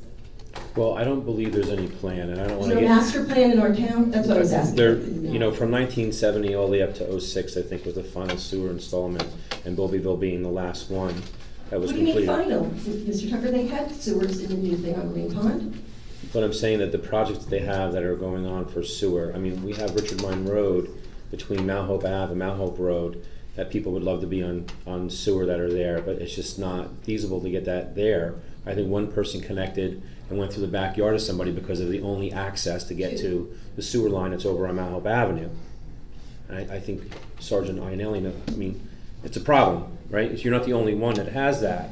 But just keep in mind, if there's only 6 homes and you're putting in some kind of a sewer project in there and the cost factor of that, dividing it up by the 6 properties for the overall assessment could be very costly even for the homeowner. No, it's the 6 left off on that road, and those property frontages are no big. The new mini mansions are a lot longer than the old existing homes. Mrs. Seeger, is there a way that, so we can just somewhat expedite the public portion here, that Mrs. Gregg, if she can send her concerns over to you in an email, or perhaps Mr. Sheard can respond, because we don't have the information here of what she's asking. I know that I don't, Mrs. Gregg, and I apologize. She can send me an email. But perhaps that you Okay, well, can give her some information to where she has something tangible to read, to look at, an email to address, and if it doesn't answer her question, she can follow up, or if there's something that's there that she's satisfied and something doesn't happen, you have something to go back to. I'm here right now. I'm not doing email. You have my name. You took my address. I'd like an answer. I'm not going to send you an email. I'd like to know what. Well, I need to know exactly what. I'd like to know when on the master plan I will be getting, when it's on the master plan for me to get sewers. And how would you like me to contact you? You can call me up like the old-fashioned way. You know, you pick up the phone. Yeah. And in spirit, just to try to make things a little bit easier, because she's, I don't sometimes use email. Mrs. Seeger can email you. You can text me. You want me to put it on record? No, just write it I down. have okay. Mrs. Gregg's phone number. I You've can never had provide a it to you problem tomorrow. getting- Yeah, you know Can what? we have you? I'll Yeah. have the clerk, she can send your Thank information you. over to Mrs. Seeger, and then she can forward it over to Mr. Sheard and maybe get an answer for you. Thank you very much. Thank you very much. I did want to put this one last thing, not this one. Pass this around. Just pass that. It is Pride Month. There's a few more days left of Pride Month. We're one of the few towns that has not had a flag up. We have a gazebo it could go up on. We have a, underneath the POW flag, if we have one up, it's not, I'm not saying for it to go above the American flag. All over the state of New Jersey, different towns are flying the pride flag. Now, it's a piece of material. It's not threatening, but it saves lives. I think Mr. Sackett, the mayor said he wasn't willing to do that. I know that was addressed. I know Mr. Sackett has Well, mentioned the it. mayor, and you've never listened to the mayor. Well, we don't control the So, administration, you can so vote. unfortunately, the We can't. administration doesn't listen to us either, so. It's gonna go on all night. I mean, I- we I- have a time limit for people to talk. It's ridiculous. Yeah, I know. Mrs. Gregg, are you, I'd like an answer on the pride flag. well, I just gave you that. The mayor, Okay, the mayor said no. Call the mayor, we did ask I the think, mayor. Mrs. Seeger, you can address that too with her, with the mayor, Okay. not wanting to do that. Like that. You want it back? It saves, no, I just wanted it on the record because this is the council that this year did not approve. Are you how the donating? flag- It's not the council's I would position to do donate that in that. a heartbeat if you could put it The on, mayor did a absolutely. proclamation. I'm sorry? And it didn't have the flag in it, and I'm just saying, it was the month of June, this was the month of June. Thank you, Did Mrs. you read the Gregg. proclamation into the Yeah, record? we did. Thank you. We did. It's on the website and Facebook. With that being said, is there anybody else in the public that wishes to speak? Go ahead, Mr. DeCastro. Thank you for the time. Dominic DeCastro, 9 Lennox Road, Rockaway, New Jersey. How are you? I'm good. Good. Under the recreation, I forgot tonight to sign in on it, but I've been wanting to ask you, if there's extra money, I know what's going on when we just heard the budget. Is there any chance that we could put up in Peterson Field what we call bocce ball courts? You asked about that last I asked a long time. You time did. ago. And it's very competitive, it's fun. They're like, you could do, it's online, I didn't print it out, but the next time I'll bring it. They're about, you could go with the 60-foot long ones. It's very inexpensive to do. It is. The treated lumber, the crushed stone, and this clay. Mm-hmm. And it requires 4 courts, 2 back-to-back. And in the middle, you have pegboards for scores. And you have teams. And then you have a bench at each one where people can sit. Now, a good way to look at one is at the Montville State Park up here. We do it on Chamber Road, yeah. And we go with the Unico Club, and we have competition with it. And it's a fun night, it's a fun day out, you could have a picnic, you could have teams. You could even memorialize these here if you want. And I'll be the first one to try to figure out a number that we could do a plaque in memory of somebody for the bench, for the, whatever you want to do. Sure, and you know, I mean, Mr. Nicastro, that's what I was talking about when I was dealing with Mr. Newman in Randolph. They got them in Randolph? Well, no, they did a survey of things that the community felt that there were needs in their recreational complex that was there. I don't know, I think there's 2 old ones here, I'm not sure, but they're kind of beat up. And they're not, it's treated lumber, it's like 2 by 12s or whatever it may be. And they're stacked up and they make a big box. But it's online, you can get the dimensions, it's really cheap to do. I think the most expensive thing would be the benches that you want to put in and the pegboard, scoreboard. But it could be fun, and it could be something for rec where we could have teams, we could have whatever you want to do with it. You could do a lot with it. I know Unico would come up and try to use them and try to do competition leagues. That's why we need to. You know, we do it, like I said, in Montville, they do it in Lyndhurst. They think they got them in Garfield yet, if I'm not mistaken. So that's one thing I wanted to bring up. I know if there's money, I know there's a lot going on with the money back and forth right now. Second thing I wanted to ask, and I've been neglecting to do this too, with the sanitation pickup. My area in Fleetwood is Monday and Thursdays. If a holiday comes, we don't get a pickup on Monday. Then we're backed up to Thursday, and we're doubled up. And then with the animals coming, it's hard because then the stuff goes all over the road, and we're trying to keep that clean down. They don't pick up on Tuesday? No, sometimes he does, sometimes he doesn't. I'm sorry, Mr. Nicastro, recyclables or just regular garbage? Oh, regular trash. Well, that's your contract. Well, that's your contract. But that's my next question. Did this town ever consider about putting that into the taxes where it's included in the taxes and we could be able to deduct it? Because right now it's illegal to deduct the trash pickup under internal revenue. You can't take that off your taxes. And a lot of towns around have that included in. So that's something I'd like to consider.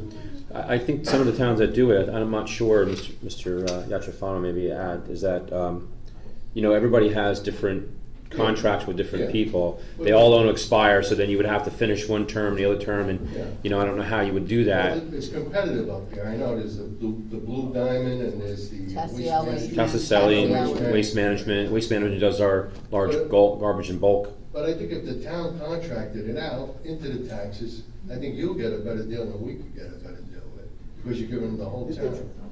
You know, and I don't know how long it's been this way. I'm here 17 years I'm going on, and it's always been where we pay outside on our own. But you can't deduct that on your taxes legally. You can. If I'm wrong, you're an accountant. So that's something I would like for this government to consider. And maybe on the next visit, I could get some answers on that. But check into that bocce ball court, please. That would be something good. Do you know of any of them in Morris County that are local rather than the bocce? I'm sorry? Just Montville's the only one that you're aware of in Morris County? I play in Montville. We play in Montville. But there's got to be other ones around. I don't know if Randolph has it. I'm not sure. You know, we might have it East Hanover. I know that's big over there. And they got a club over there, so that might be big over there. But it's fun. It's really fun. I don't know if you ever played it, but it's really fun. I watch and this is no derogatory about my grandparents. It's a fun game. It really is. There's a regulation court on You play Patton it? Street. I played it. It's a lot of fun. I'm sorry? I helped build one in Patton's neighborhood. It's good. One of our friends has one. Pat? Steve Cafone. Steve Cafone. He has a regulation size one. A good way, Mr. Kelly, what we could get, if we could look at Montville, that's where they're really nice. And you don't do that. They do 60. You know, next time if you could take some photos and whatever have you. If I get up there, I will. Yeah. Just try to fly it right It's like a now. giant sandbox. Yeah. Thank you. Thank you. We should ask to have that put in the master plan for Peterson Field. That's why we need a plan. Right. Anybody else from the audience? No, with that being said, it's closed to the public. Next, we have a number 11 on the agenda is a presentation by the Financial Review Board.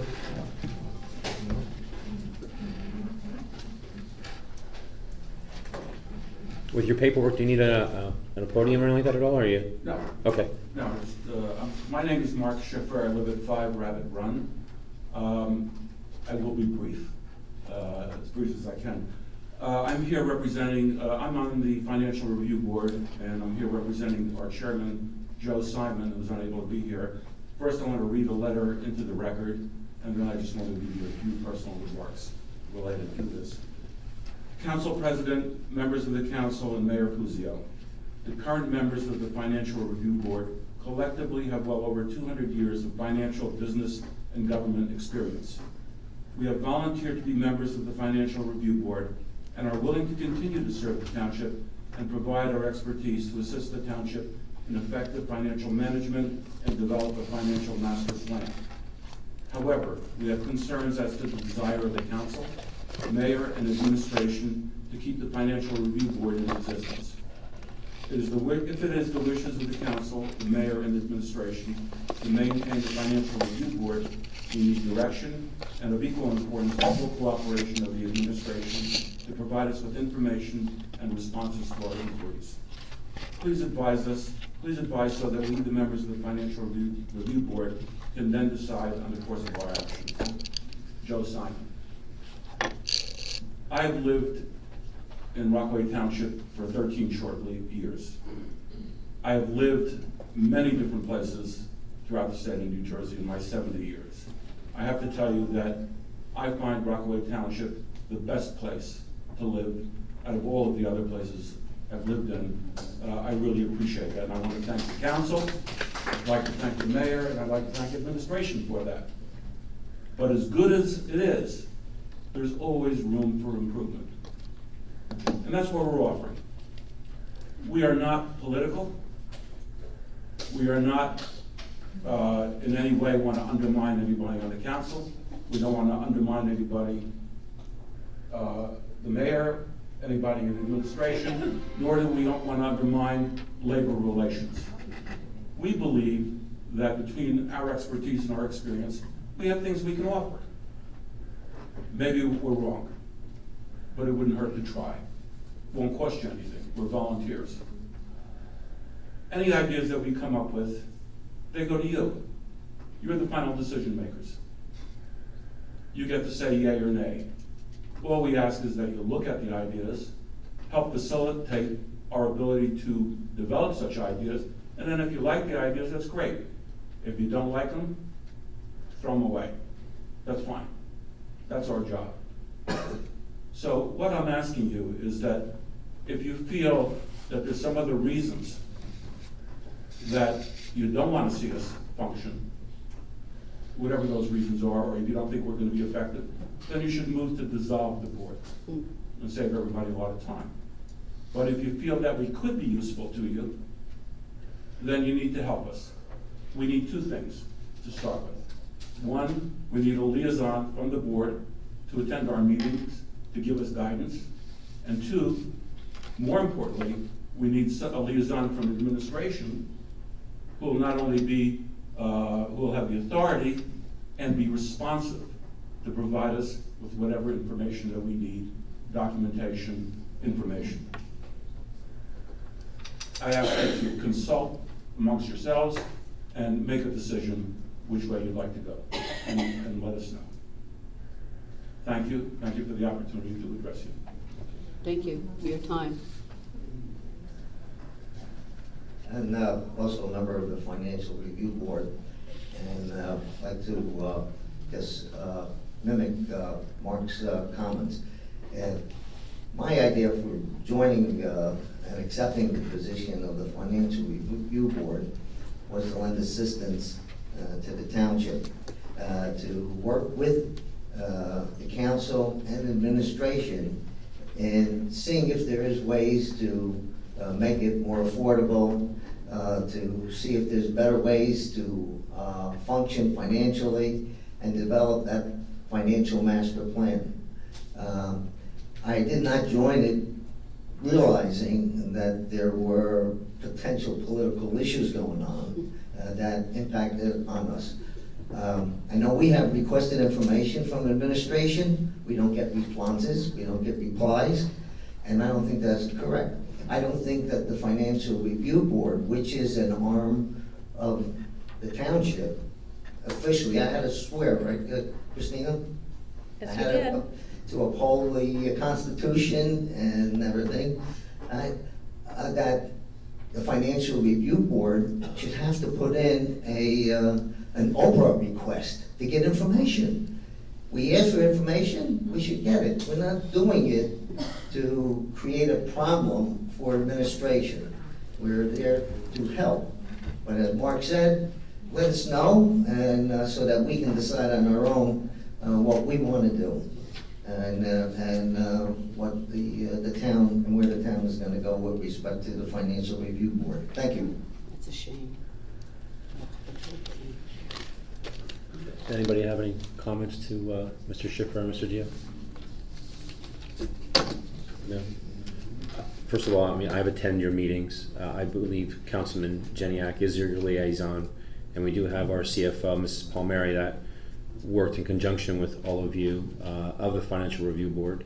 I'm looking at the code now. I mean, it looked like it was established in 1971 to where we're at right now. In the last couple of years, prior to this administration and council, it was never done. I mean, we don't have certain committee, like Sewer Review Committee. I mean, there's not any members that are there, and it's been revitalized, you know, to bring forward. So, all your ideas, and you know, Mr. Schiffer, you didn't mention your experiences and your professional experience that you have, and what are those?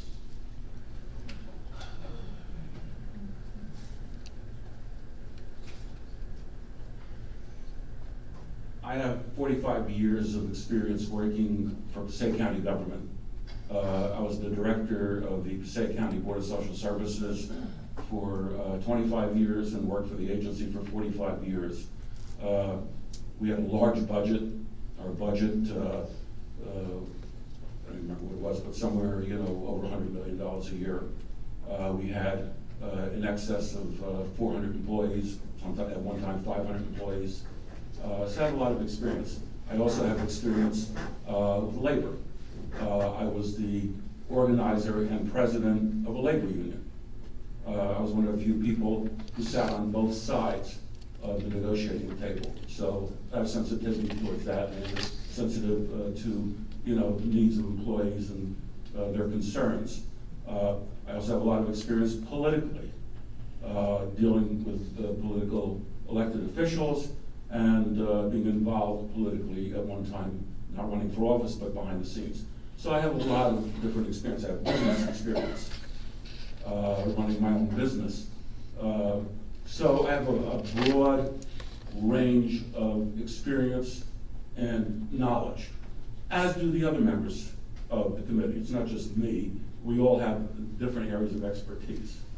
So I am sensitive to some of the issues that you raise that go on, and based on my experience, we could probably make some recommendations on how things might help or might work without a political nuance. You know, we try to avoid that. That's not the purpose of this. The purpose of this is to make Rockaway Township better. Better for the taxpayers, better for the residents, better for the employees that are here. And you, as representatives of the people, you would be the ones who take the glory for that. We don't want any glory. I'm not running for office. My ego doesn't require any kind of, praise. We're doing this because I feel the need to give back. I've always been in public service, as have a lot of the people on the committee. So we're genuinely here without an agenda to try to make the township better, and to make it better through you, not around you, not around administration. We appreciate administration. We appreciate sometimes you're in a tough position. We get that. I get that. I understand that. I've been there. But if we all work together, I think we all have this common goal to make things better for the people that we represent. For the people who live here, like me and all of you. And let's not lose that. Let's keep that in mind. We're really all on the same team. We have different strategies and different plays, but we're really on the same team. So all we're asking you is let us help on this team, but you can't tie our hands behind our back if you want us to help. You know, we're not the boss. You make the decision, the mayor makes the decision, we respect that. You know, just because we have an idea doesn't mean that's the idea and it has to be that way. All we want to do is the opportunity to present something, listen to it, and then you say yea or nay. And that's okay. Anything else you need to know from me? No, I obviously I could never say it as good as you just said it. And I mean, like I said, in all fairness to some of the members that haven't been to a meeting, they don't know maybe what is involved and what not. And under the section of the code, which is 235 for the Financial Review Board, your powers under 2-35.8 is prepare a financial master plan. You do continuing financing planning. You have the ability to do financial investigations, and you review the auditor's engagement agreement that are there. You know, there's some tasks, there's some project they put you on, like the Bowlbyville would probably be a great example, because that seems to be the common topic going into that, to see, you know, the monies and trying to find out and the payment and the overall costs and assessments and benefits and stuff like that. In addition to what else has been prepared, you know, you guys were doing that as well. You know, and again, the Oprah and requesting information and. But there's a lot of other things. Sure, yeah. There's a lot. I'm just giving you a small little. And they could be small things, or they could be big things. Sure. You know, and there's things that I have been exposed to in my experience that maybe you have not been. And I can share those things with you, as well as the other members of the committee. All we're asking from you is to allow us to share those experiences with you. Doesn't hurt. Doesn't hurt to listen, doesn't hurt to look at something else. Again, you make the decision, we don't. I think even one of the items that you implemented where you used to work, which was a huge savings, when talking to the CFO, Right. you know, there was some interest that she had in talking with you. It hasn't gone anywhere, but it hasn't, you know, been forgotten either with that. So, you know, I know that you had taken a small hiatus, the board, as far as scheduling for your meetings, and then they're coming up, I think is, I don't know. you have I thought it was another one that was coming up with Mr. Simon. We just and, had one, so probably in about 3 weeks. Yeah. Another meeting. But where we are right now, as was just said, we have asked for information, and for whatever reason, that information hasn't been coming. So without that information, without that cooperation, we can't do anything. So we need that cooperation, and I'm willing, and I'm sure the rest of our membership is willing too, to sit down with the mayor, administration. We welcome that, to give you an idea of what we want to do, what we're trying to do, and you know, maybe you'll tell us something which will make it impractical, you know, or sit down with the council, or you know, lives on from the council, and we'll say, hey, we have this idea, and you're going to say that's not going to work because A, B, and C. We say, okay, but until we sit down and talk with one another, or have the ability to learn what's going on, nothing gets done. Mrs. Seeger, is there a way that we can kind of maybe better our continuity? Like I don't have access to the documents like you do, and I know it's sometimes difficult. You know, we have to request stuff through Oprah rather than having it given to us or whatnot. And the Financial Review Board being sworn members, and in some stuff that's pretty easy, that is public record. Is it something that maybe we can figure a way to expedite some of the information, or get the information that they're looking for, or maybe some easier methods? Because when they were doing some comparisons, I noticed that when they were in other towns to do comparisons, those towns were so willing to give information, and they're not even from, you know, that town. But yet, when it was for some of the information through our administration, it just seemed that there were some roadblocks and some hurdles and some timing that, you know, it was very lengthy to get information for the review board. Is there something that maybe we can, I mean, not right now, but maybe we can look to see if there's a way we can maybe come to a term or some better understanding to get documents and information for the review board? Sure, Mrs. Palmieri's there. She's. I talked to a few board members and they said they had no problem getting anything they asked her for. She gave you. No, that's not true. With all due respect, you had sent an email. I think, if I recall, this was Mary to send me some of the information that I wanted or I needed. That was like 3 weeks ago. This information request has been out there for like 2-3 months now. Some of the information I already have. What I would like, if it's feasible. You can come in, make an appointment with. Well, that's what see I'd me. like to, I'd like to do is sit down and have a meeting either with you, or with Ms. Palmieri, or the mayor.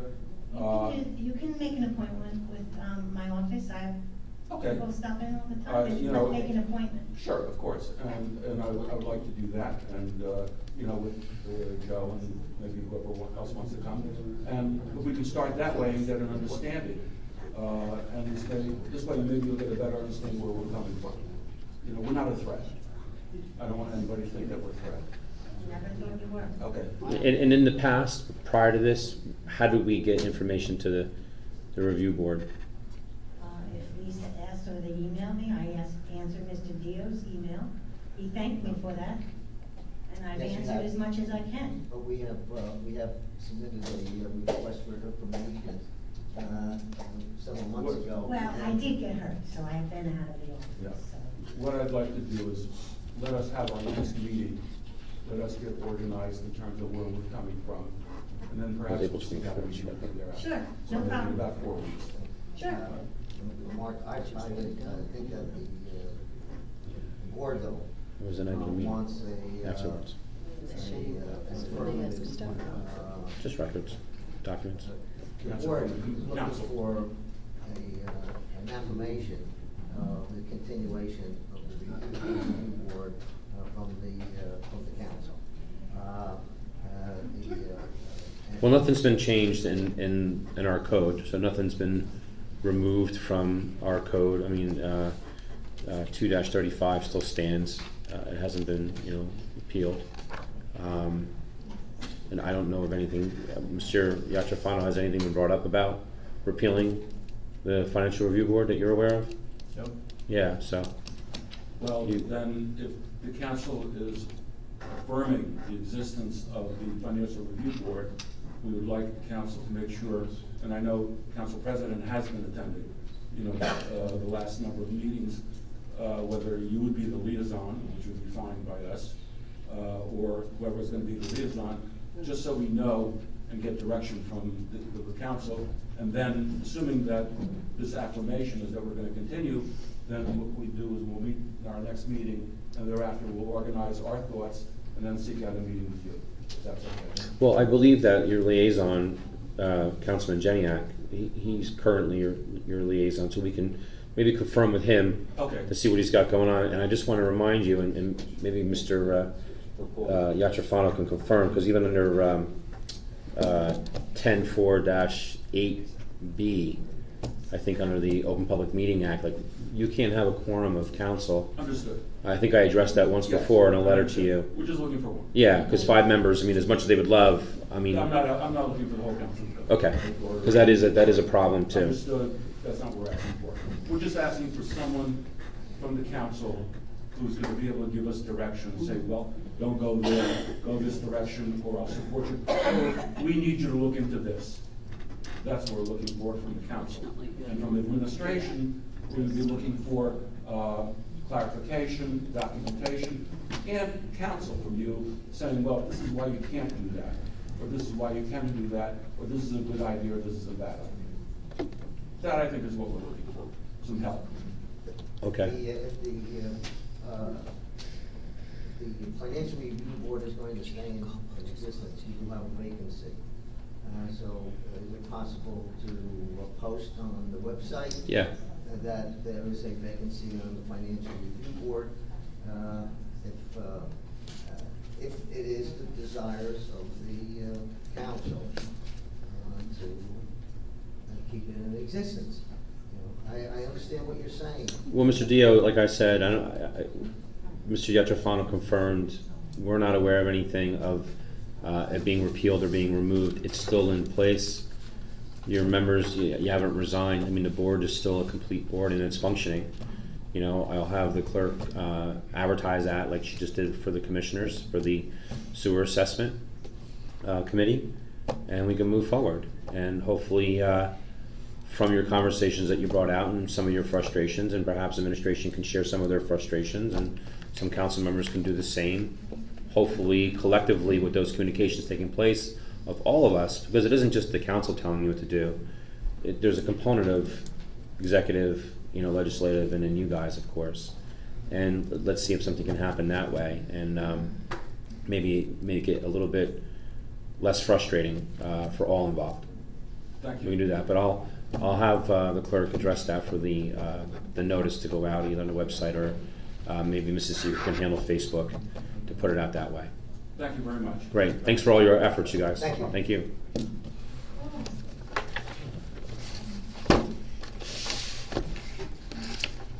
We have on section 12 of the agenda, we have council appointments. We have, I'm going to do them both because it's the same person. We have firefighter and EMS. Ahmad Dadouli. Everybody know if I said that right? Sounds good. Sound right? Dadouli? That's, do I have a motion? motion. Do I have a second on that? Second. I have Smith, Abrahamson. Councilmember Quinn? Yes. Councilmember Freelander? Yes. Councilmember Jednak?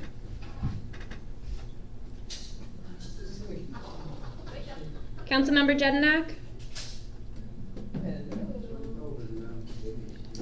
Councilmember Smith? Yes. Councilmember Sackett? Yes. Councilmember Jackson? Yes. Vice President Abrahamson? Yes. President Kelly? Yes. I have 7 yeses, no abstentions, 0 noes, motion carries. Congratulations. Do you want to see if you can get it back on real quick?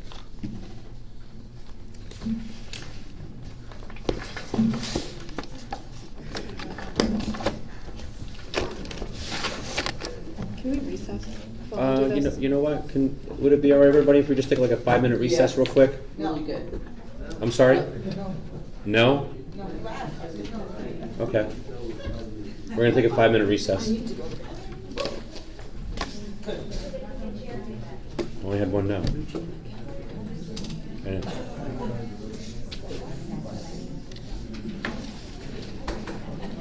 Mr. Quinn, I have to put you on hold for just a second.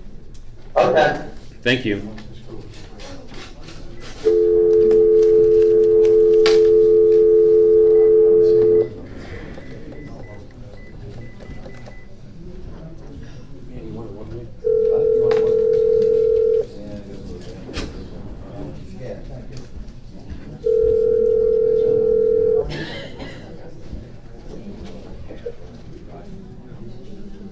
Hello? Yeah, sorry. Do you know what time we lost you?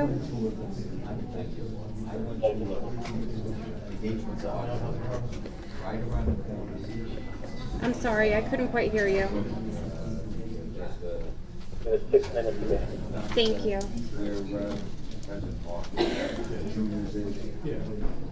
All right, I'm just gonna join you in for the conference. 1 second. Can you both hear me? I heard you. Yeah. Thank you.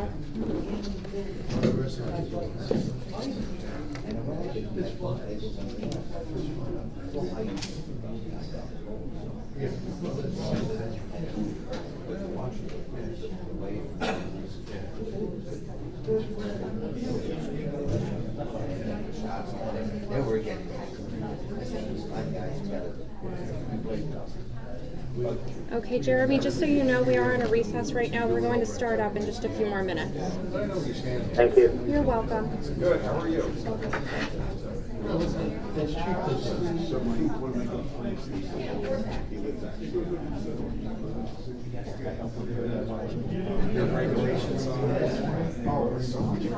could get away with 60 if we don't have to do it. Yeah, we did 60. Yeah, some have 2 legs. I never did. Hard as hard. For us, you know, without machines, and looking at aggregate and all that. So you play with Steve? Yeah, he's awful, right? He goes, he plays those. 12 to 1. Guess what? Did you put the crystal? Yes, yeah, yeah. It was, you did like 2 or 3 weekends, you know, but it was. You got it rolling. rolled it and rolled it and rolled it, and it's like perfectly level, and it's awesome. Yeah, we go back, every time he has a party, we go back there and play. It's awesome. It's fun. Yeah. Right. It's awesome. It's all strategy, and it's awesome.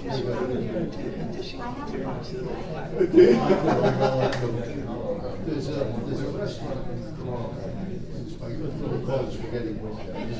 It's a Italian restaurant. Right across the street. Great food. Really good food. Right across the street.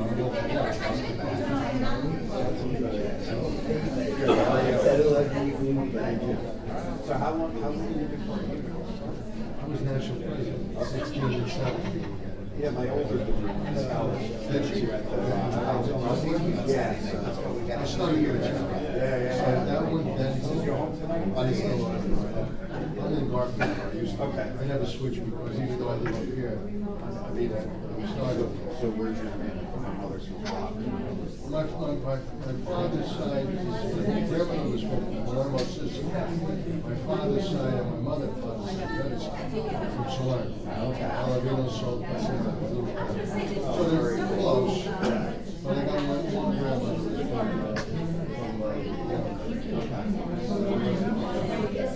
Very cool. But it's fun.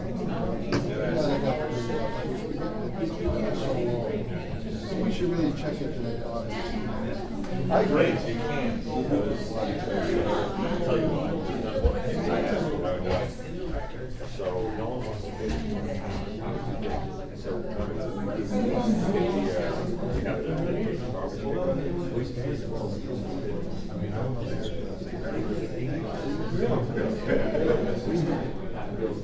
You still got blue diamonds. I have blue diamonds. When we have the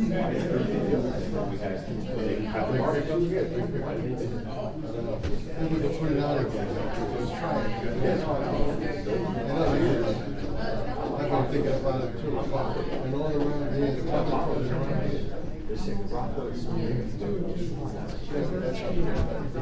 I know.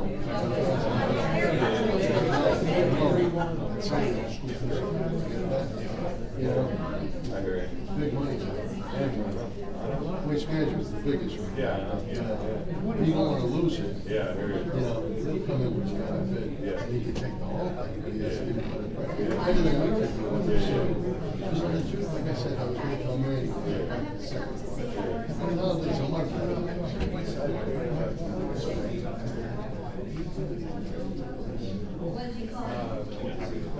I tell you someone got to get rid of this Calor contract. Just pick a day.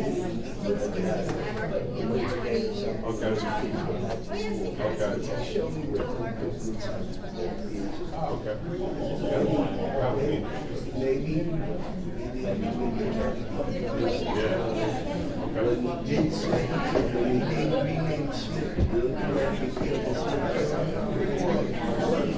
He's also planning for realty. All right, sounds good. Engineer too.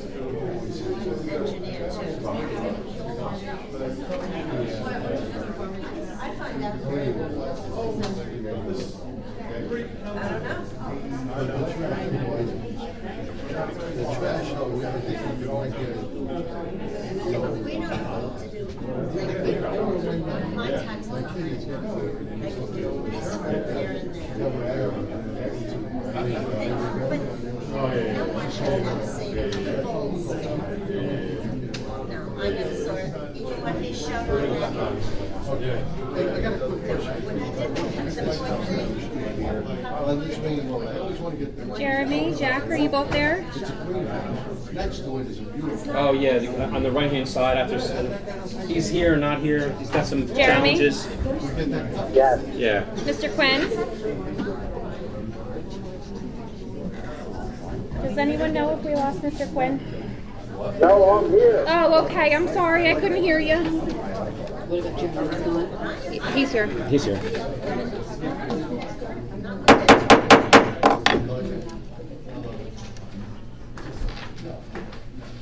That's okay.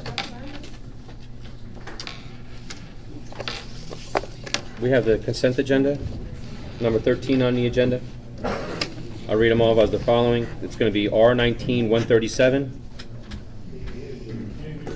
I'm sorry. The consent agenda, number 13 of the agenda. It's R19-137. We're going to have R19-138, R19-139, R19-140, R19-141, R19-142, and R19-143. Do I have a motion? Motion. Do I have a second? Second. I'm going to give Manny's quick. Manny's quick. Clerk, please do the roll. Councilmember Quinn? Yes. Councilmember Friedlander? Yes. Councilmember Jedinak? Yes. Councilmember Smith? Yes. Councilmember Sackett? Yes. Councilmember Jackson? Yes. Vice President Abrahamson? Yes. President Kelly? Yes, I got 8 yeses, 0 no's, 0 abstentions. Motion carries. We have 14, old business. Is there anybody that has anything with old business? No? Mrs. Seeger, I had one question. We were talking about over at Snake Hill Road, the old RT Castle, with regard to a cleanup, maybe looking into doing something over there. We were talking, I know in the past the administration was looking at a dog park.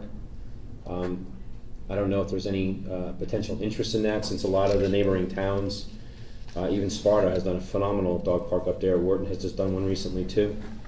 I do know that there would be a lot of people that would volunteer and donators to where it probably wouldn't cost any tax-paying money to do something there. It's not a huge... For the dog park? Correct.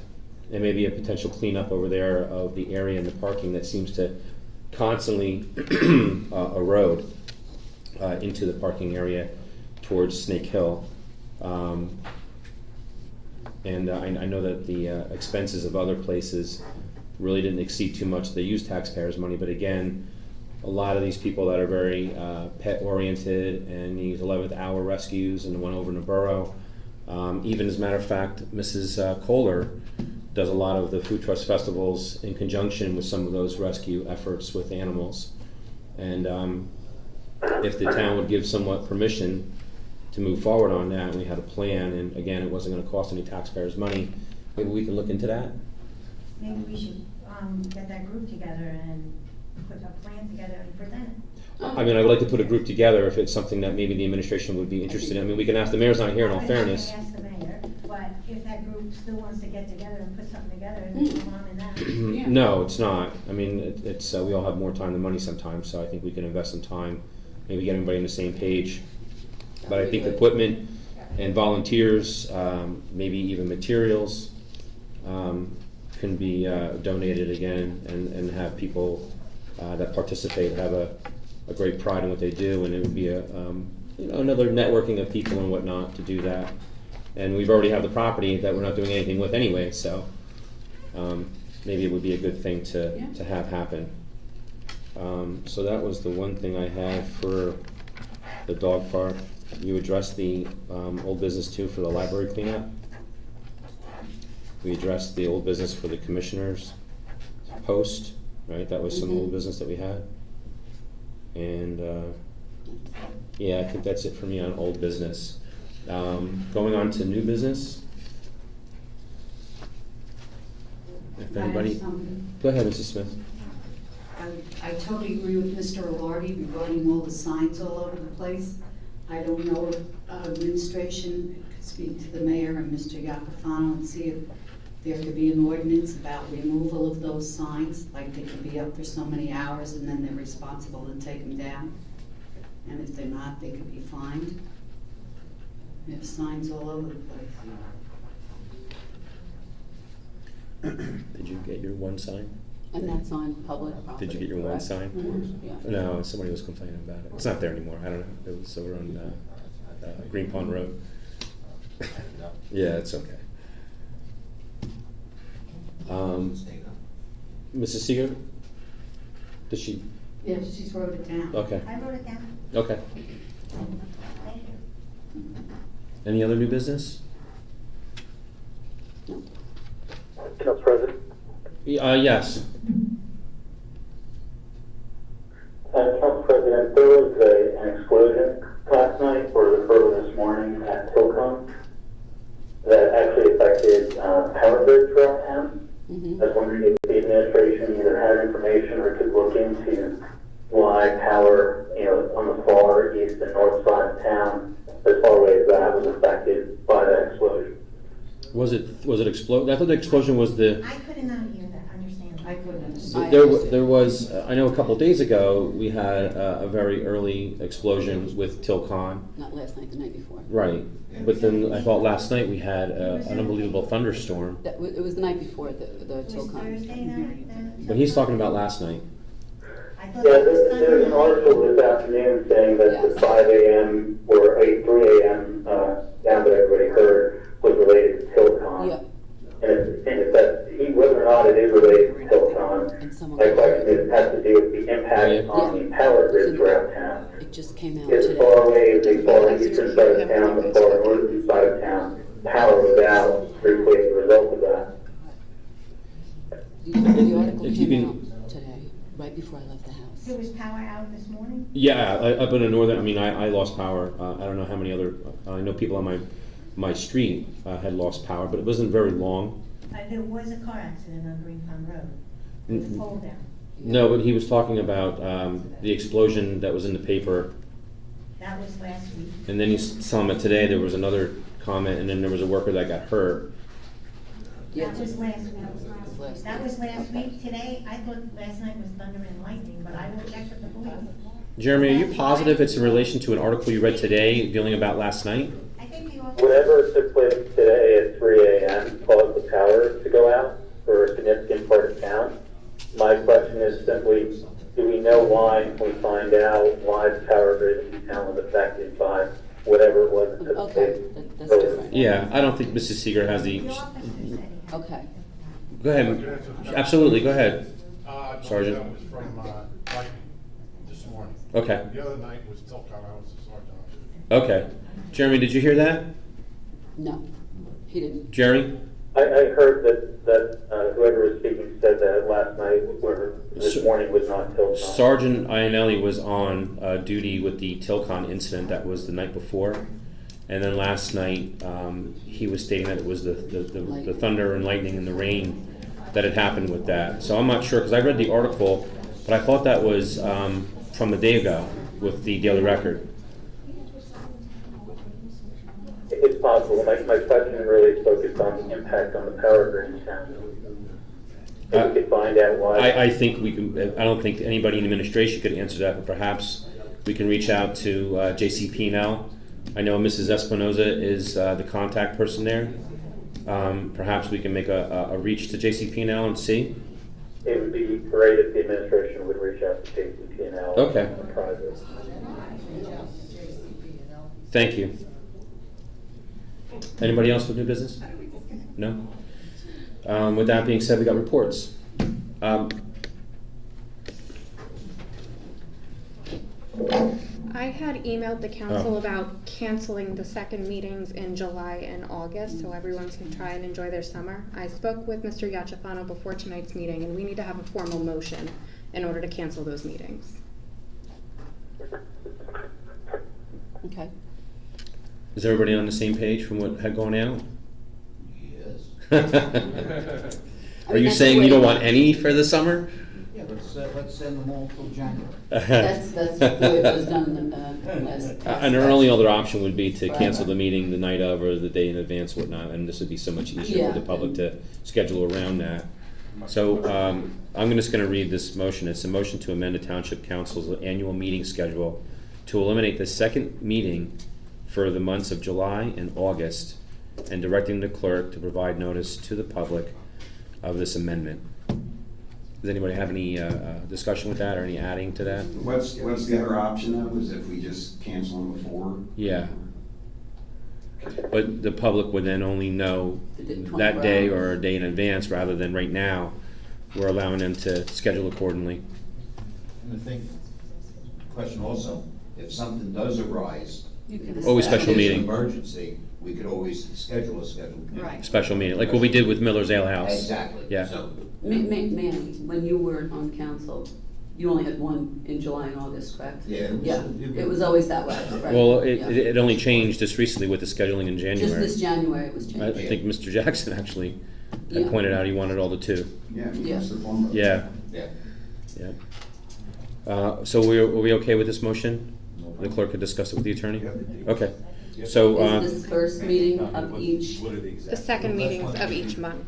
the 9th is our next meeting. Hold on, I have a calendar. 7, 9, and, No, we're keeping the first meetings. It's the second meeting of the month. Second meeting, we're eliminating. yeah, so 7, 9, We're meeting on the 7th, Right, 7, 9, yeah, okay, I'm So it sorry. would be July 23rd would be canceled, And August 13th, no, yeah, and, yeah, July 23rd. and August 20th. And no, it's the second and fourth, it's the 27th. You always have the second and the fourth. Oh, I'm sorry, yes, So you can't do the 27th. 27th. Yes, yes. You're keeping the 13th on. So wouldn't it just be simpler to say that? August July 23rd and July August 9th and 27th July- are canceled. August 13th. Well, she's gonna make that amendment afterwards. Mr. Yatrofano, do you want me to add those dates in there that we're gonna be eliminating, or is this gonna be sufficient? As long as whatever the clerk publishes is clear in the resolution, you simply say the second meetings. Probably better to say which specific meeting. Okay. is being Yeah, I Yes. agree. So July 23rd? I have July 23rd is the fourth Tuesday, and for August, the fourth Tuesday is August 27th. Right, you're taking those away. Okay. Leaving on the 9th and the 9th of July and the. So I'm gonna, since we didn't have a motion or a second on this, I'm gonna modify this Yep. really easy. We're gonna have a motion to amend the Township Council's annual meeting schedule to eliminate July 23rd, 2019, and August 27th, 2019, and directing the clerk to provide notice to the public of this amendment. Do I have a motion? I'll make a motion. Mrs. Smith, Mr. Freelander, in a second. Clerk, please do the roll. Councilmember Quinn? Yes. Councilmember Friedlander? Yes. Councilmember Jedinak? What did he say? Yes. Can you repeat that, please? Yes. Councilmember Smith? Yes. Councilmember Sackett? Yes. Councilmember Jackson? Yes. Vice President Abrahamson? Yes. President Kelly? Yes, got 8 yeses, 0 no, 0 abstention, motion carries. Now you can do reports. No, thank you, sorry about that. Mr. Quinn, we got reports? Yes, sir. I attended the DARE graduation at DBO. It was well attended. A good amount of kids graduated. Our police department did an outstanding job with this program, and I appreciate it. My kids were the first ones through that program at DBO. Also, I'd like to thank Bobby Shear for reaching out to the New Jersey Transit and the New Jersey Department of Works, because we had a problem on Route 15. One of the underground culverts going to the Rockaway River backed up and affected one of the residents. Bobby was on the spot, made a phone call, and they came out and did some remediation to help alleviate the water problem, and it is back working fine. So thank you, Bobby Shear and administration, for acting quickly on that. Otherwise, the resident's basement would have filled up. Other than that, all is well. Thank you. Thank you, Mr. Quinn. Mrs. Smith? I have no report, just wish everybody a happy and safe, enjoyable summer.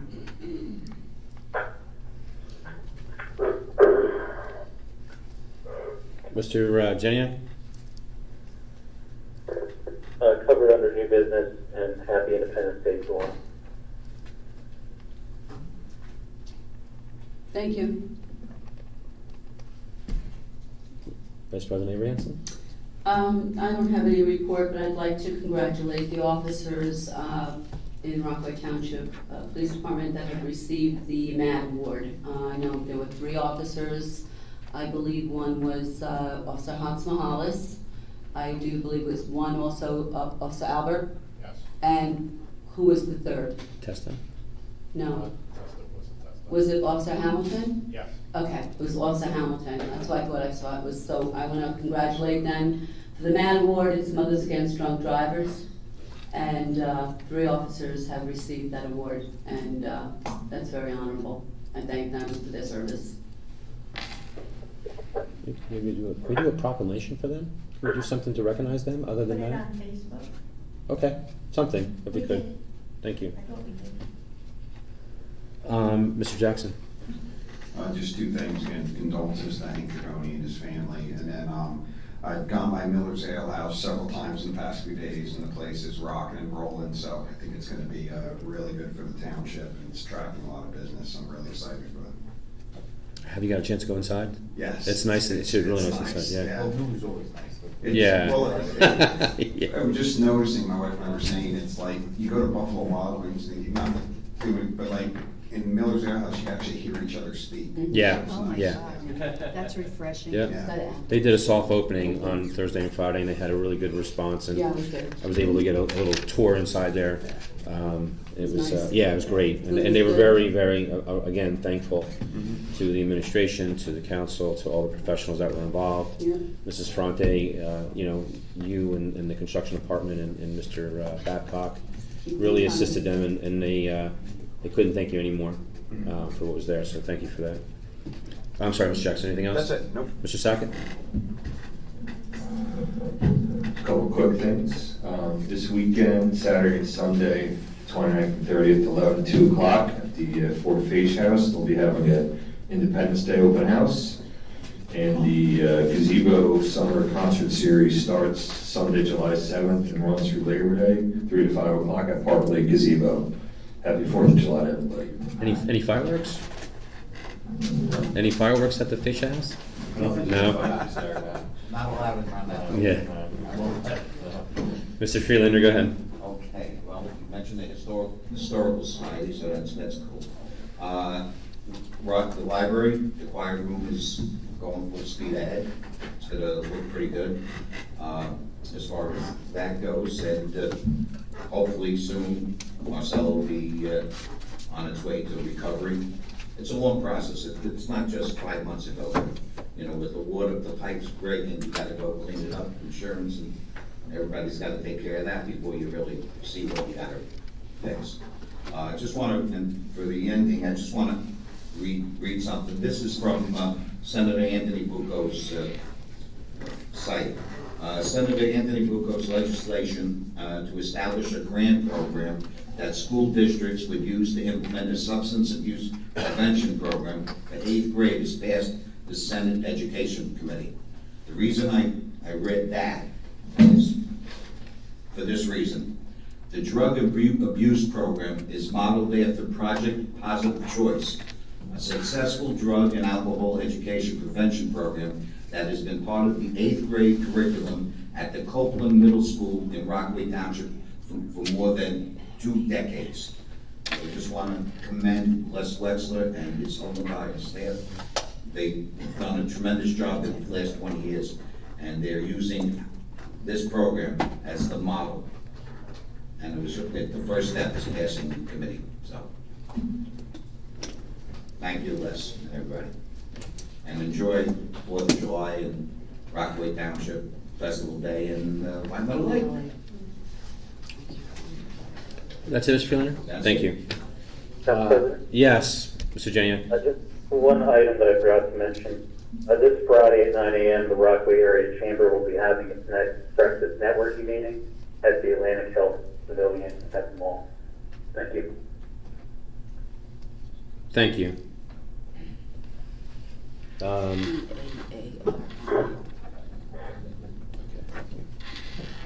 have a couple of things. First of all, up north, you know, I consider them the 6th fire department, even though we only have 5 that we deal with Rockaway, but Green Pond with their mutual aid and everything else they do and the volunteers there in their own community, they just received their tanker, number 72. I don't know if many people are aware, but they had somebody that was a anonymous donor that was willing to donate whatever they were able to get, match it. And they were able to get almost $100,000 from one person to donate, which enabled them to retire the one tanker, and they got a new one. I believe it was delivered today. So, the kudos to Green Pond. I hope they don't have to use it. But they also had some other things that they were going to buy to facilitate that tanker, to get some additional funds to do so, and other equipment that they need. So a great shout out to Green Pond for that. I want to congratulate all the children that graduated, all the way from K up to high school, and even those that are in college, but they graduated much earlier. It just seemed that it was a big graduation week for all the children that are there. So I hope all the kids have a great summer. I remember those days. A long time ago. The other thing is, if we were able to locate the information for the pairing with Sheriff Gannon, the information that was sent to Rockaway, and there was a proclamation that Rockaway Borough had done for that same program. I know Mr. Jackson had questioned why the need of it, but why not have it? Any additional programs that we could have to help the opioid crisis that are here, I wouldn't want to hesitate. So if we can maybe look into that, maybe with a copy of that proclamation that we have from a neighboring town, we can mirror that and present it and get the ball rolling. Sheriff? I can talk about that because I've been, can I come up? You know what? Can you make it kind of brief? Yeah, it's brief. Okay. I spoke about it last week. I don't know who you are, but my name is Gina Coble. I lived in Green Pond for 35 years. I didn't ask why the need I'm for sorry. it. Yeah, he's categorizing what I asked. I just asked for more information. It was just about yeah. it, whether it's Quite a bit hours. about it. Yeah. Actually, I think I said I what they had need for planned it. on sending out an email to everyone on the council because I was here last week talking about it. Yep, I remember. Rockaway Township, we've lost quite a few people. The first son was Sergeant Iannelli's young son, who was a very good friend of my son, and it rocked our family's life. Tonight, that was Tuesday. Wednesday, Rockaway Borough went up with their parry and came out on their PBA. It can be in obviously any township. Since I don't know when Mayor Puzio posted that there were 12 Narcan saves, whether it was since January, whether since it was November, I don't know. But that number is outrageous because what that means is you had 12 kids in respiratory arrest and 10 minutes to get them back before that they have brain damage and they're dead. I've called the police chief 4 times since last Wednesday, spoke multiple times with his secretary. Supposedly Perry is up in the police department, even though Mayor Puzio knew nothing about it. And when I talked to Melissa as of Thursday, the chief of police said that they did send someone for training, but they pulled him out because they didn't have time to send anyone. That was as of when I spoke to her last week. I spoke to her again yesterday. I haven't sent out my email about it. I know Phyllis emailed me back with the information because tonight I was at the fourth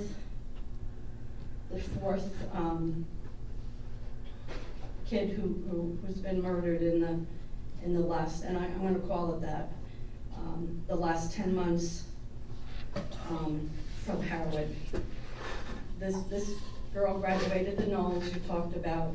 I know Anthony Bucco, his wife, was in our wedding. I know he's doing a lot with the school systems.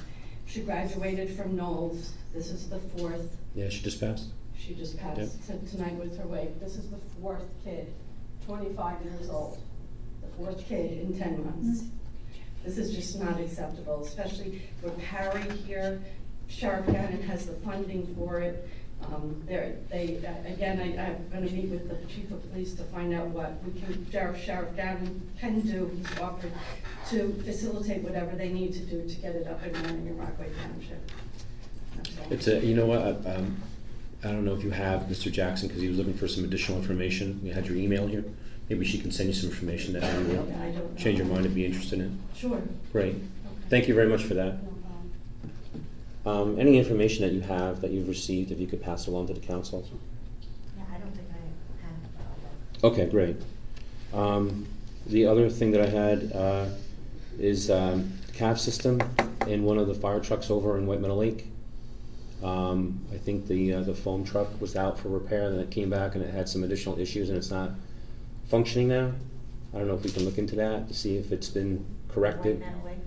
Yeah, we have a CAV truck that's in the new tanker that we got over in Hibernia, but White Meadow Lake is having it had some issues, had it repaired, and then whatever repair it was, it's still having another issue again. And we only have 2 trucks. I mean, that's the older CAV truck. So if we can look into that. The other thing is, it was brought to my attention by a resident, 41 Berry Drive. That's Dave's neck of the woods. I didn't hear, 41? Berry Drive. Person reported that they had the noise of running water, and our department had gone over there and determined that it was in the front yard. So he hired an excavator contractor, and it ended up being in the street, not in the front yard. So there were some communications of some of our personnel saying to give the check back to the contractor. It was given back to the contractor. Now the town's saying that they're not paying, so there were some questions that were going on. The procedure is for the homeowner to put it through their Insurance, yeah. and whatever their insurance doesn't pay, they go to the clerk's office and fill out a tort claim, and then it will be taken care of. Yeah, they didn't tell him that, but he was even questioning, because the contractor said that could be a possibility. But how could they make a claim to go into insurance on something that wasn't like an accident of them excavating? They have to take that up with their insurance. If the insurance turns it down, they take that with the tort and they fill it out, and the process will be taken place. Is there a process online that I can just gear the individual to, like a link? You can tell them to contact my office. Okay. It's Mr. Vargas is the gentleman's name. I don't know if you know him, Dave? The house right next to the stream there, Yeah. where it comes in from the pond off of, Is yeah. that form online, Chris? Ms. Chris? I don't believe it's online, but if they contact my office, I can provide them with it. And then I just had my wife communicate to Mrs. Abrahamson that the power's out up in Telemark area, specifically Marion Road. Right now, everybody is out of power up that way currently right now, and of course we don't know what's going on, but I just figured I would inform anybody if they know anybody up there, or if they live up there now that's in the audience. And I think that's it. I don't have anything else to report. Yeah, that's it. I don't have anything else to report other than happy 4th of July and have a safe holiday. I don't know if anybody from administration has anything? I just have one comment. Since we canceled the second meeting in July, which some of my staff knew maybe that would happen, they asked for a little lenience on getting all the information to the clerk that we can add, because some of the work we were gonna do was on July 26th, so now we have to move it up, so they have to change their schedule to get the information quicker. So just You're trying to condense everything from the 27th Yeah. meeting onto that? Right, and we just might need a little more time just for. Well, I mean- We just I don't ask know for how your we patience, can- that's all. Okay. Go ahead. I don't get all the agenda items until the Thursday before our council meetings to begin with, and the packets get put together to go out to the council on that Friday. I don't know how much more wiggle room we can really provide. I mean, I'm happy to work with you in any way that I can. I just don't know how much room we actually have. But I'm just saying, I'm just letting everybody know that that was brought to my attention for the staff, and we'll work it out, I'm sure. Okay. We'll see what comes in and whatever have you to kind of schedule that.